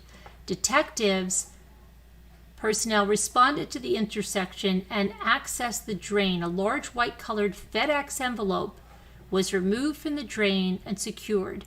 The envelope was found to contain 2 Connecticut passenger plates, which initially appeared to read this number. Upon closer inspection, detectives discovered the plates had been altered using what appeared to be blue tape and clear adhesive. So he changed the plates, and then he disposed of them in a storm drain. Hold on.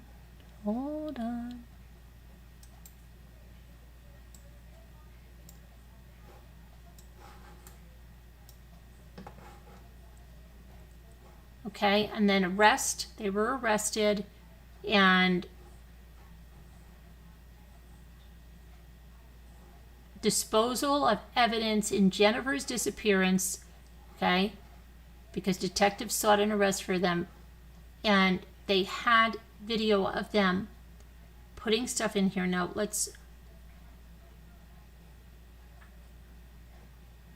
initial interview with Michelle, and this is her alibi scripts.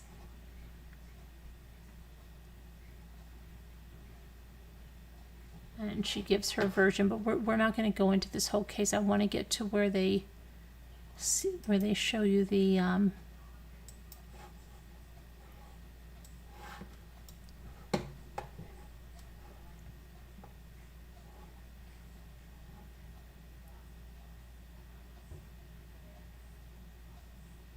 want to go into that truck of the other guy too.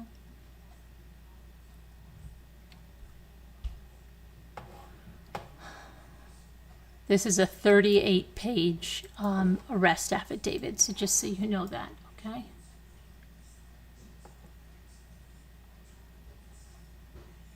And we're definitely not, well, we've already gone through this. I have video after video about this. I'm just trying to pick out some things that I want to talk to you about here.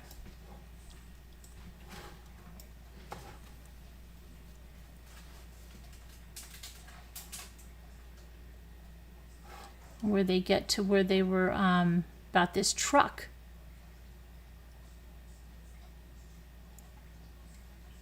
She was changing her story. I'm just going to go through these pages here. Let me see. Pull the right one up.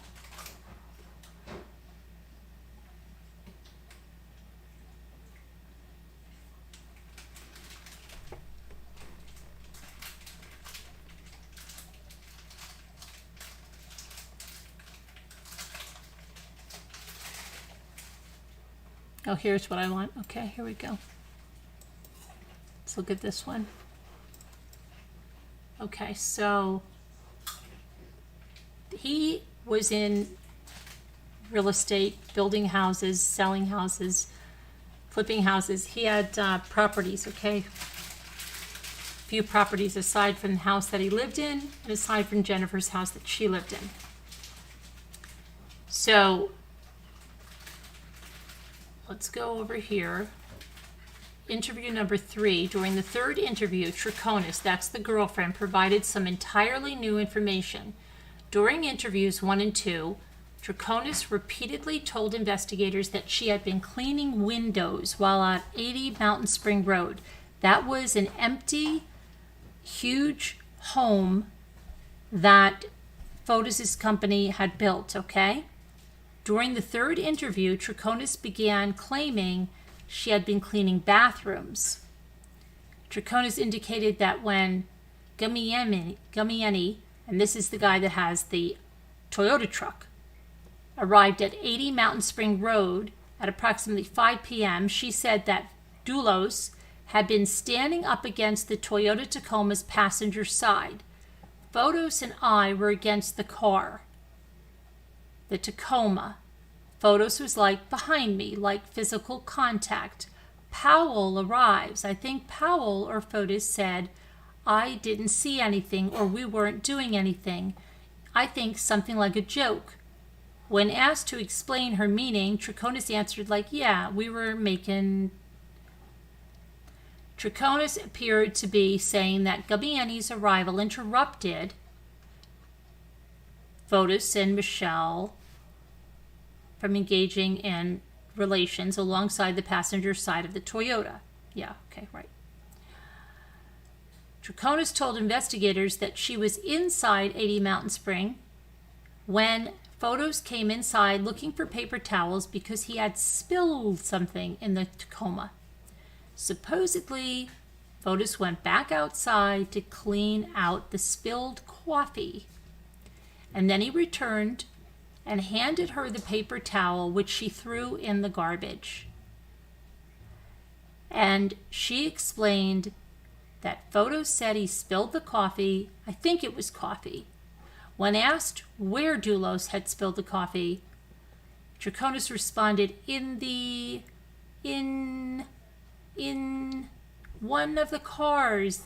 That's what he told me. I'm not sure if that's true or not, but the paper towel was dirty. Trichonis indicated the used paper towel had been brown in color. She also told investigators that the soiled paper towel did not smell like coffee. In all 3 interviews, Trichonis described how she repeatedly drove back and forth between 80 Mountain Spring. Hold on.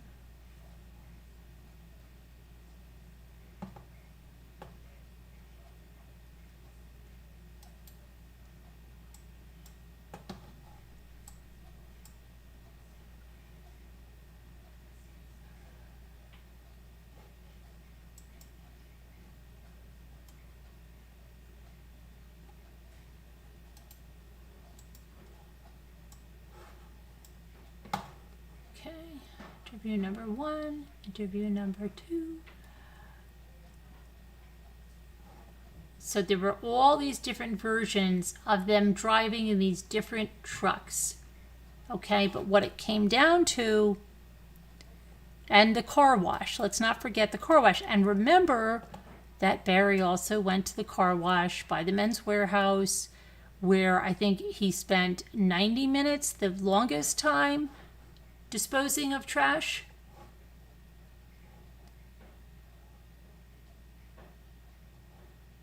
Okay, so that's interview number 3, that she was inside cleaning, okay.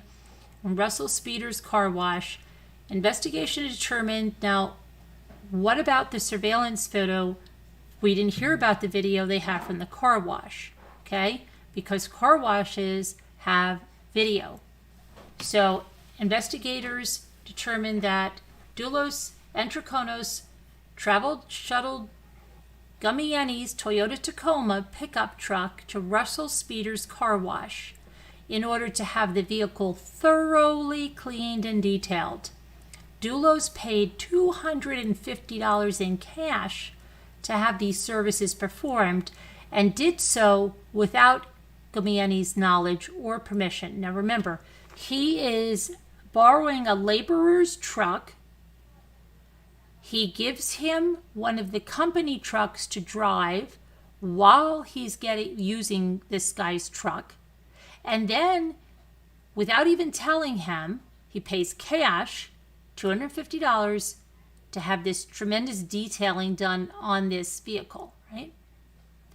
The residential surveillance from the Jefferson's Crossing show a black Chevrolet Yukon followed by a red Toyota pickup truck at about 8:56 a.m. And during interview number 3, Michelle indicates that Dulos was driving the Tacoma and she was operating the Yukon as they drove to the car wash, approximately 9:05 a.m. And photos can be seen entering the lobby and speaking with a Russell Speeder's representative who records the following information on the detail log sheet: that the name field is left blank.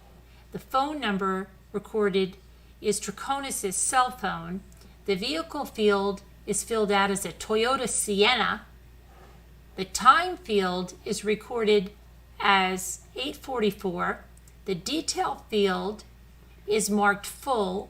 The price field is marked $250. According to Troconis, Dulos got into the Chevrolet Yukon and the two traveled to the law offices of attorney Andrew Bowman, who currently represents Michelle Troconis. At approximately 1:39 p.m., Troconis' phone records show an incoming call coming from the car wash saying, "Your car is done." Hold on.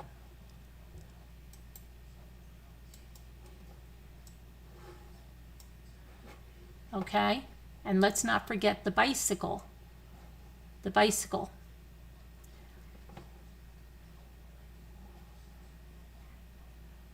They show at approximately 2:38, Russell Speeder's surveillance shows Dulos entering the lobby to pay for the detailing of the Toyota. Both Dulos and Troconis were arrested, okay, largely based on their roles outlined above to tamper with or fabricate physical evidence in violation of the Connecticut general statutes. Now, this Toyota Tacoma was seized at the residence of Powell Gumieni. That's the worker. During the search warrant, Gumieni told detectives that the seats which were installed in the Toyota were different from the seats that had been in the truck when he borrowed it. So this guy gets his truck back with different seats. Gumieni signed a written consent to search form and he provided the seats to police voluntarily. The seats were sent to the forensic laboratory for testing. The results indicated that Jennifer Dulos' blood was found on the passenger side of the vehicle. The bicycle. Powell Gumieni told investigators he was aware that Dulos owned an older model black or brown bicycle, which he had brought with him when he had moved to the United States. Dulos had told Gumieni the bike was made in France and was his childhood bicycle. Dulos had asked Gumieni to fix the bicycle during the fall of 2018 or the beginning of 2019. Gumiani remembered that the bicycle had been routinely stored on a hook in the garage at 4 Jefferson Crossing. That's one of the houses, okay? And this happens to be the house that Dulos was living in. Okay. During interview 3, Troconis reported seeing the bicycle at 80 Mountain Spring Road. That's the road that the house that she was cleaning, remember? When detectives showed Troconis photographs of the interior of 4 Jefferson Crossing garage, she indicated that Dulos' bicycle was missing. Troconis pointed out the empty hook where Dulos' bike normally hung.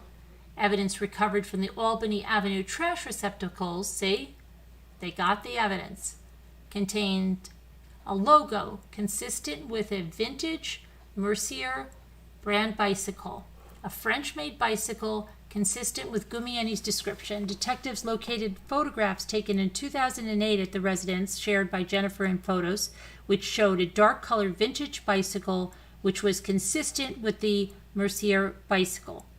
On the day of Jennifer's disappearance, residential surveillance footage on Weed Street showed an individual dressed in a hooded sweatshirt and dark clothing riding a bicycle consistent with Dulos' bike towards Jennifer's residence. The detectives conducted an extensive canvass for surveillance sources throughout the routes in Farmington area and near New Canaan, right? Okay. And hold on. Go through all that. I don't want to go through all this. I just want to.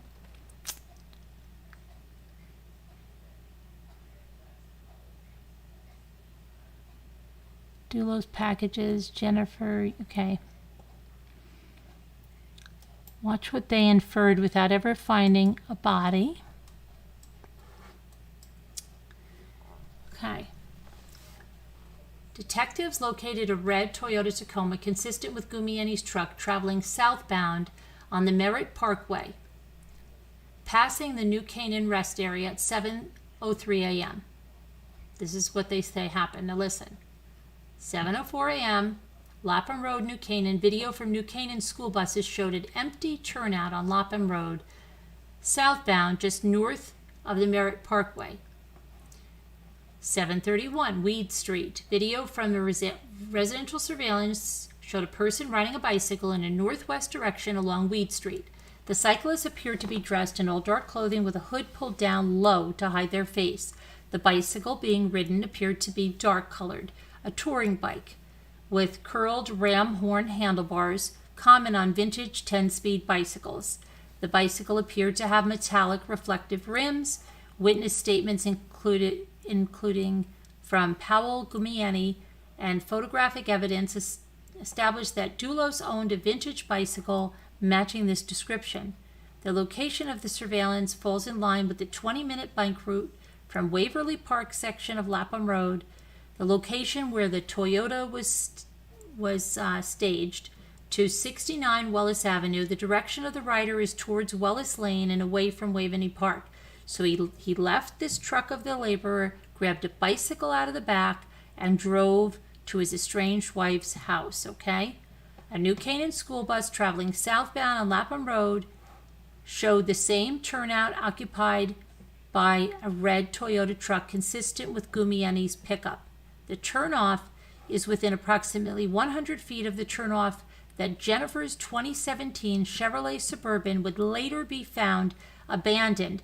Guess what? He puts the bike in the back of her Suburban, drives it back out there, gets into the red truck, okay? This is what he did. Didn't use his cars at all. At 7:57, the school bus still showed the Toyota parked. 8:05, victim arrives home. Chevrolet Suburban is shown on a residential security camera driving eastbound along Wellis Lane up the residence after Jennifer dropped her children off at school. From 8:05 to 10:25 a.m., this is when the murder and cleanup happened. At some time between Jennifer's arrival home and 10:25, the crimes occur in the garage and the residence. Dulos packages Jennifer using plastic zip ties and places her inside her own 2017 Chevrolet Suburban. Dulos cleans the garage using supplies he finds in the garage and paper towels from the kitchen. Suspect leaves the scene at 10:25. The residential surveillance of Wallace Lane shows Jennifer's Suburban leaving the residence and traveling away. Cellular data obtained from Jennifer's cell phone is consistent with that phone moving from Wallace Lane to Lapham Road during this time frame. 11:12 a.m. The Toyota Tacoma is shown traveling northbound on the Merritt Parkway, passing the New Canaan rest area at 11:12. An object is now visible in the rear bed of the truck, which appears to be the rim of a bicycle. The Toyota Tacoma is seen traveling northbound on the Merritt Parkway, passing, hold on,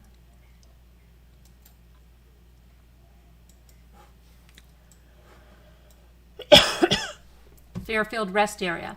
Toyota Tacoma is seen passing the Valley Transit School. The Toyota is traveling. Okay, the Toyota is traveling. Then we get to 80 Mountain Spring Road, where the Toyota Tacoma pulls into the driveway at 80 Mountain Spring Road. 80 Mountain Spring Road, Farmington. Surveillance shows a white Jeep followed by a black Chevrolet Suburban with a Thule rack pulling into the 80 Mountain Spring Road. According to Troconis, she was operating the Jeep and Dulos was driving the Chevrolet. Residential surveillance shows the white Jeep pulling into 80 Mountain Spring in the direction of Jefferson Crossing. This follows a call from Dulos to Troconis at 1:53, and at a time his handset was in the area of 80 Mountain Spring Road. The footage is consistent with Troconis' arrival there and receiving the call. Okay, so I'm going to go into this whole thing, but they go in and out of this 80 Mountain Spring, and then comes Gumieni.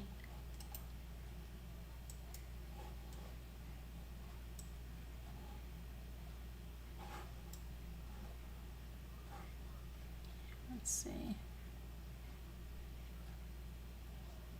Camera surveillance shows this. So, according to Gumieni's statement, so here's what he says. Surveillance photo shows the Raptor pulling into 80 Mountain Spring Road. This is Dulos driving the Ford Raptor with Gumieni as the passenger. As Gumieni tries to pick up his Toyota Tacoma, according to Gumieni's statement, when he arrived back at his truck, he noticed the key, which had been seen in the passenger door lock, has been removed. The absence of the only key to the vehicle prevented Gumieni from driving his vehicle, and Dulos offered to let Gumieni, "Here, take my Ford Raptor. Kids will love it. Take the Ford Raptor for the weekend. Go on now." But Gumieni said he wanted to transport his dirt bike from Dulos' residence to his own house in Simsbury, and Gumieni wanted to use the Toyota to accomplish that. Dulos' cell phone shows a call to Troconis telling her to return with the keys. Residential surveillance shows the black Chevrolet Suburban entering the driveway as Troconis brings the Toyota keys back to Gumieni. Okay, and then residential surveillance shows that the red Toyota driven by Gumieni pulls into Mountain Springs northbound seconds later. Residential surveillance shows the Ford Raptor pulling out northbound as Dulos leaves.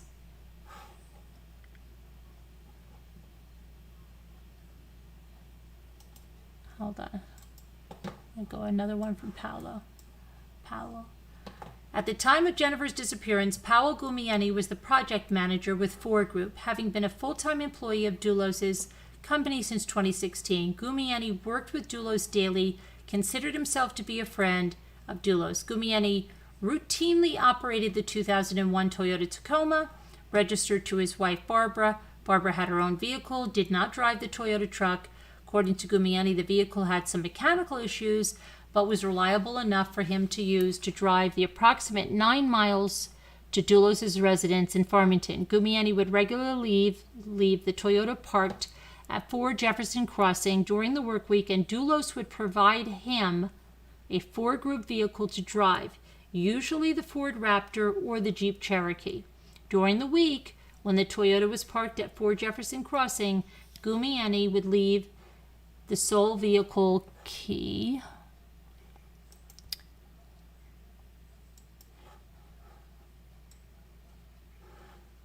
at Dulos' residence. Gumieni provided multiple voluntary interviews with investigators. The third 8-hour interview took place on 7/12/2019, which Gumieni was accompanied by defense attorney Linda Urso. Following the first interview, with the permission of attorney Urso, Gumieni provided information to detectives on several subsequent occasions. Gumieni explained that Dulos told him he would get in trouble if he talked to police because Gumieni only had a green card. So he preyed on somebody that he could manipulate like this. You see that? A permanent resident card. Dulos contacted an attorney on behalf of Gumieni, who in turn referred Gumieni to attorney Urso. Gumieni routinely drives a four-group vehicle. He would leave the Toyota at the four-group. Okay, we know that. And Dulos also asked Gumieni if he could move Gumieni's truck to 80 Mountain Spring Road because the truck was leaking oil. Dulos told Gumieni to forego stopping at the four-group office on the following morning because Dulos was having a meeting with his divorce lawyer. Dulos told Gumieni he was to drive straight to the New Canaan property. Gumieni stated that he routinely does not stop at the office unless he needed to pick up something. On the morning of 5/24, Gumieni was operating the Raptor loaned to him by Dulos. The Raptor OnStar module downloaded showed the vehicle being shifted into drive at 7:55 a.m. at or near Gumieni's residence in Simsbury. Gumieni and Dulos' cellular records show a text conversation between the men that occurred at 2:13 p.m. when Dulos and Gumieni when he was returning to the office. Gumieni said that he would be at 4 Jefferson Crossing. Okay, we're not going to go into this whole thing, but what I'm trying to tell you is that it's very, very possible that when his vehicle went to drop that bicycle off where it did, anyone could have met him with another truck, okay, and another truck was used for another purpose, one that is not even connected at all to Barry. This is a pretty close connection and went through so many cameras. So they got screwed on that too. That was just a...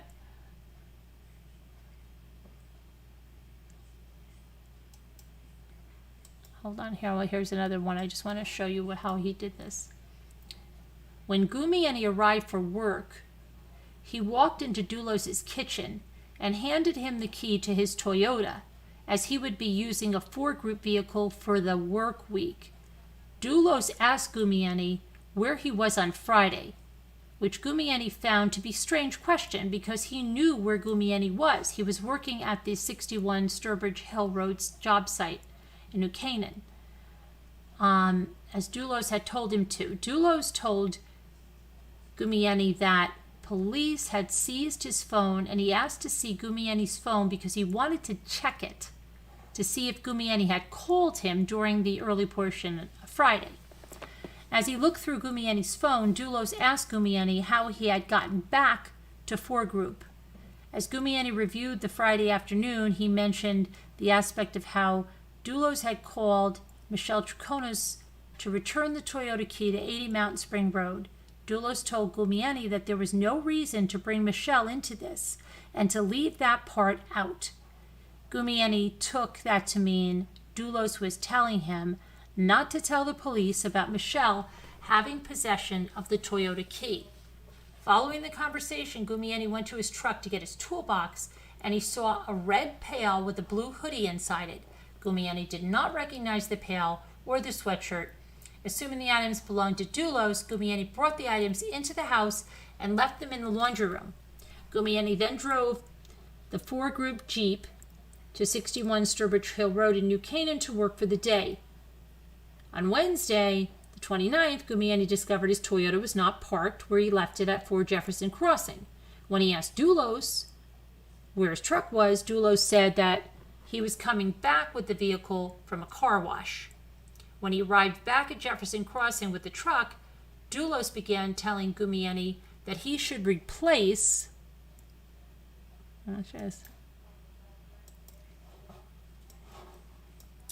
you should replace the seats or sell the entire truck. Dulos offered to sell Gumieni the 4-group Jeep, but Gumieni declined. When Gumieni got into the Tacoma, he realized that the vehicle had not just been washed, but it had been detailed as well. At some point during the week, Dulos called Gumieni to tell him that the media was outside his house. He told Gumieni to come get the Toyota and to park it inside the garage or to take the truck home. On May 30th, Dulos told Gumieni he should go to a junkyard to buy replacement seats for the Toyota and pay cash for them. Dulos told him he would reimburse him whatever the cost was. Dulos also told Gumieni that during future phone calls, he was to avoid using the word seats and should instead refer to the seats as hardware. At Dulos' urging, Gumieni went to the junkyard and spent 2 hours looking for seats to replace those currently in his Toyota. After his search was unsuccessful, Gumieni received a phone call from Dulos, who was inquiring about the progress of the hardware. Gumieni responded that he was working on it. When Gumieni returned to the office, Dulos appeared angry that he had failed to find the replacement seats, and he described Dulos as being firm in his viewpoint that the seats needed to be replaced. When Gumieni asked Dulos why he wanted him to change the seats, Dulos said Gumieni need not worry about that nothing happened, and repeated he should not worry about it. Gumieni pressed Dulos on why he had cleaned the Tacoma and why he was insisting that the seats be changed. Right, hang on, I just want to make sure that everybody is still here. Okay. Okay, and then Dulos then told Gumieni the reason lay in the fact that when he went to Jennifer's house on Mother's Day, he had given Jennifer a hug, adding he also had held Jennifer's cat during the visit. Dulos claimed he was worried that one of Jennifer's hairs could be found in the Toyota Tacoma. And Dulos told Gumieni to change the Tacoma seats to get rid of the old ones so that nobody would ever find them. The only alternative Gumieni could think of was to use the seats from Dulos' wrecked Porsche, which he removed on 5/31/19. After removing the Tacoma seats and substituting the Porsche seats, he remained suspicious about Dulos, claiming reasons for having the seats removed. Instead of getting rid of the seats, Gumieni kept the seats in his garage in case police ever wanted to take them. And then, let's see, when they were at his house, at Gumieni's residence, involving the seizure of his Toyota Tacoma, without prompting, Gumieni advised Sergeant Al Bisson that the seats had been changed subsequent to Jennifer's disappearance, and Gumieni offered the seats installed in the Tacoma at the time of the crime to Sergeant Bisson, who seized them with the written consent form signed by Gumieni. During the interview, Gumieni was shown a surveillance picture of the Toyota Tacoma, which he immediately identified without hesitation as his truck. Gumieni displayed what appeared to be genuine surprise upon learning that his Toyota was caught on surveillance in New Canaan. In identifying his own vehicle, Gumieni pointed out specific aspects of this vehicle, including a unique plow mount, which he himself had handmade. Right? Okay, so I mean, there's a lot of things here. Now, this is the affidavit. You see how much stuff is in it. We don't know anything about the Morphew affidavit other than what we heard at the hearing, but we haven't even gotten into this one where they talk about what was retrieved. So that's what I'm saying. There's a lot more that we don't know. Everybody thinks we know everything. We don't. Not at all. Hold on a second. Got something here.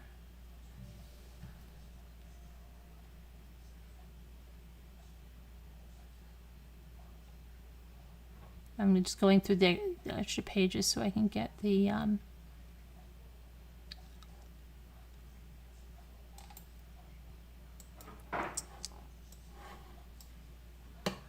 here. I don't know even what page we're on here because I skipped a bunch.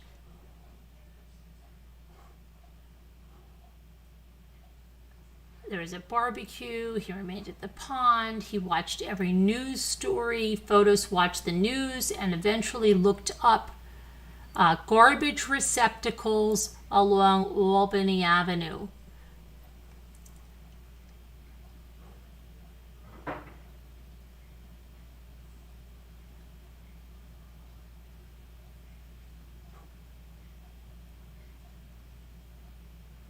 This is about the money. Hold on, I'm trying to get the I'm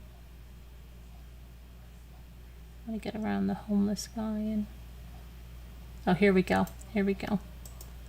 How do they know he used zip ties, right? There's no body. How does he know? Use of zip ties. That's a zip tie is a type of fastener constructed of plastic with a we know what a zip tie is, right? They vary in size. Yes, yes, yes, we know that. Given the context of this case and the totality of the circumstances in which they were recovered, it appears zip ties were used to secure and incapacitate Jennifer for some time period during which her blood and DNA transferred onto the ties. As there is little reason to incapacitate a deceased person, it is reasonable that Jennifer Dulos was alive at the time the zip ties were attached to restrain her movements and to prevent her escape.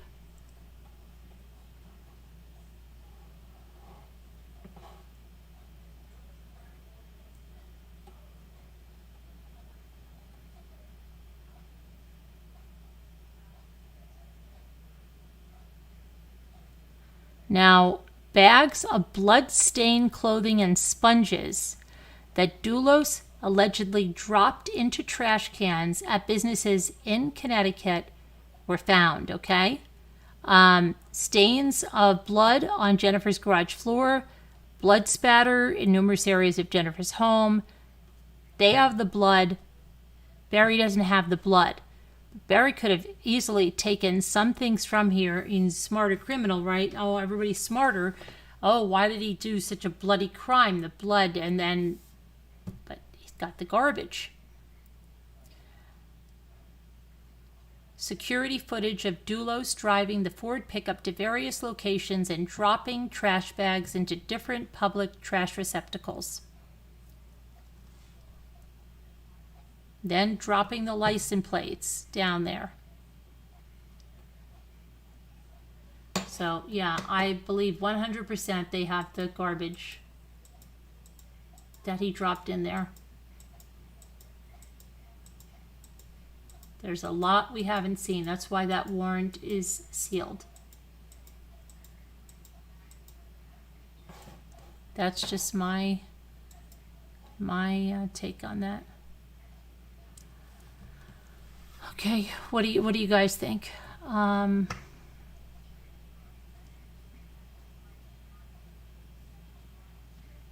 He listened to true crime, and yes, Alley Cattails. Yes, a lot of these people in crimes that they go to podcasts. They're there in the freaking audience. Okay, they're there. And they want to see what other people are thinking.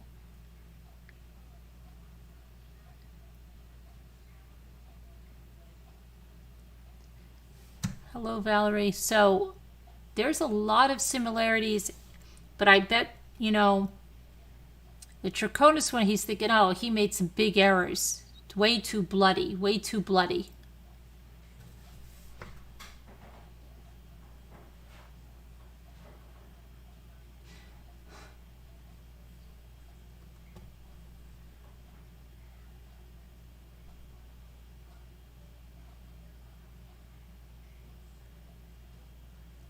So I think that there could be workers.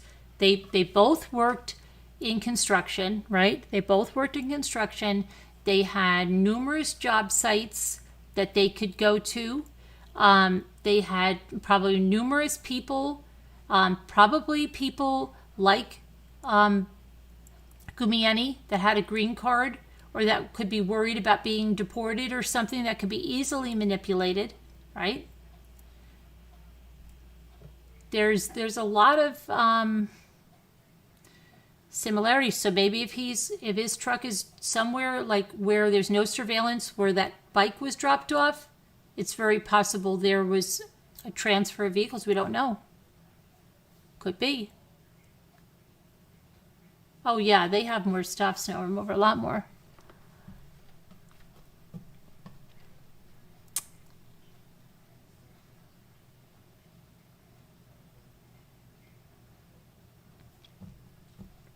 But we have to wait. And the reason we're waiting and it's not all at the same time is because the judge's calendar and the defense wanted to do this right away to get to, hopefully they think Barry's going to get off. There's not enough or something like that. So to do the 2 days and then do the break and then do another 2 days.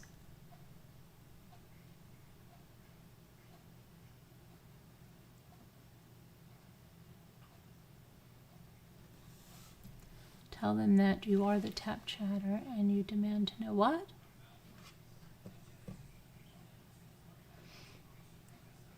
I am also suspicious of Trevor.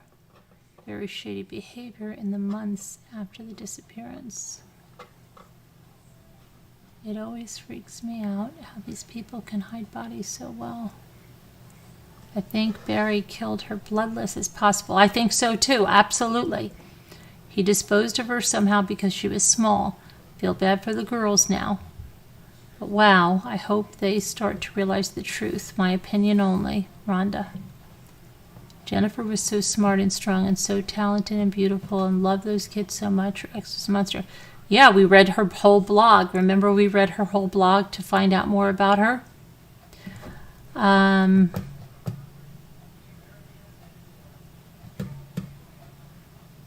Amy says, both sides are still requesting discovery, cannot withhold exculpatory evidence in the trial. This is only preliminary, which is only to prove probable cause, not innocence. Try again, Mommy Roundlings. Wondering if there's a way to siphon out the tranquilizer juice from the dart and somehow give to Suzanne to make her sleepy, put it in a big game cooler. Well, I'm sure there is a way to siphon it out of the dart and put it in a syringe, right? But who's to say he didn't shoot her with the dart, right? Maybe that's why they were running around the house.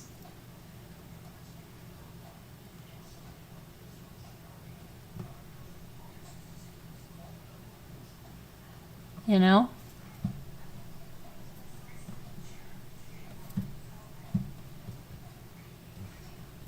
I think people do not understand that the prosecution... What did you say? Hold on. I think you didn't understand that has the advantage at...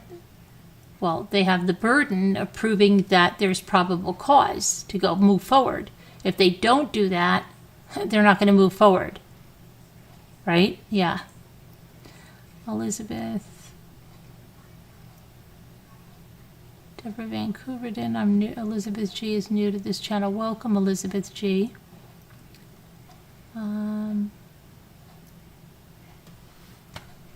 But that's what we've got. We just have to wait now, you know. But there can be a lot of things. Construction, they have a lot of vehicles they can use and borrow. Okay. There's a lot of places, but still they're going to immediately look at your job sites. So I think he was even smarter than that. That tree bucket gives me pause about things. That somewhere there may be a tree planted. The tranquilizer dart in immobilizing and taking her off the property, but not that she was deceased. Yes, terror, right? Absolutely, Kathy. Horrendous terror.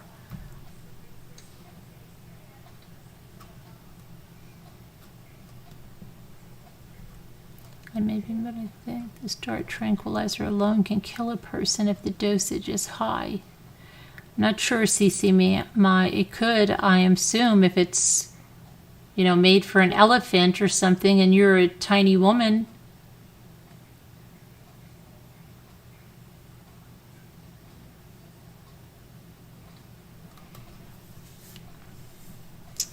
I think on the other property he bought and then did not build on.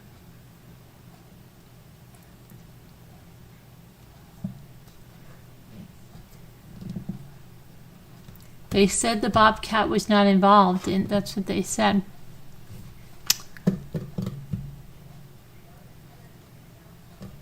No, I don't think she walked into the truck. There's a tranquilizer dart. She could have been immobilized but not deceased with some tranquilizer.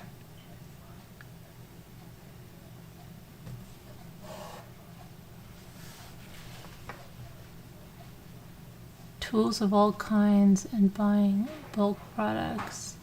I think we'll find out Suzanne's murder is one of the most horrific in years.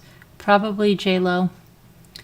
Because these guys, if they're studying it and they're really thinking of doing it, they're probably like, oh, he made that mistake there. He made that mistake there. He made that mistake there. I can do it better.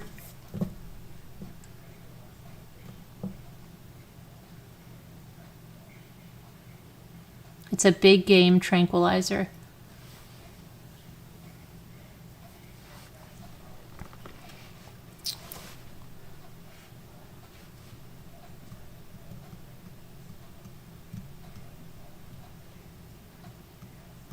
I think she was running from him. They asked him why he was by Moses Creek behind the house. He could have sedated and drowned her. Yeah, but then he had to transport her somehow, and the vehicles didn't hit on decomposition or anything like that,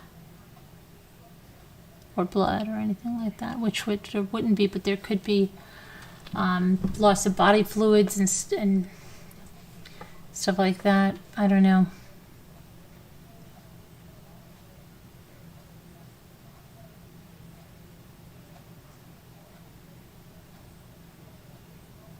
Maybe floated, or where does that creek go to? If he put her in something and floated her down the creek, would she come out somewhere where he could then have someone pick her up? Where does that creek empty to? If you put something down that creek, where is it going? Where does it end up? What does it empty into? Where does it stop?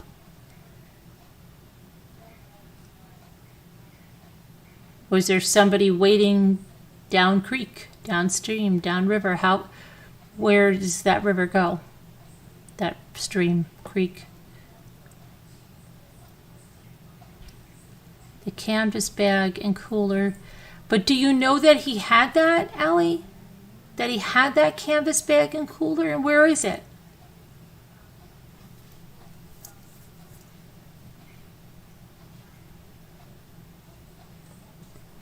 How long would a person be dead before decomposition? Surely a couple of hours.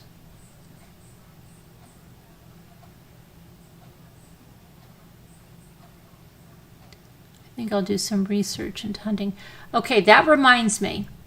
So I'm going to start a research group for this Morphew case. If you want to go into the Facebook research group, you have to be like, let me know, and I'll put you in there if you want to research this case with us, because we're going to do it in the Facebook group. All right, and I'm going to do that, start that group tomorrow.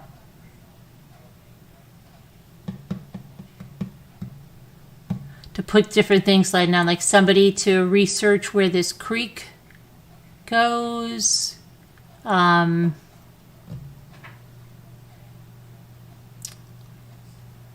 Tranquilizer stuff and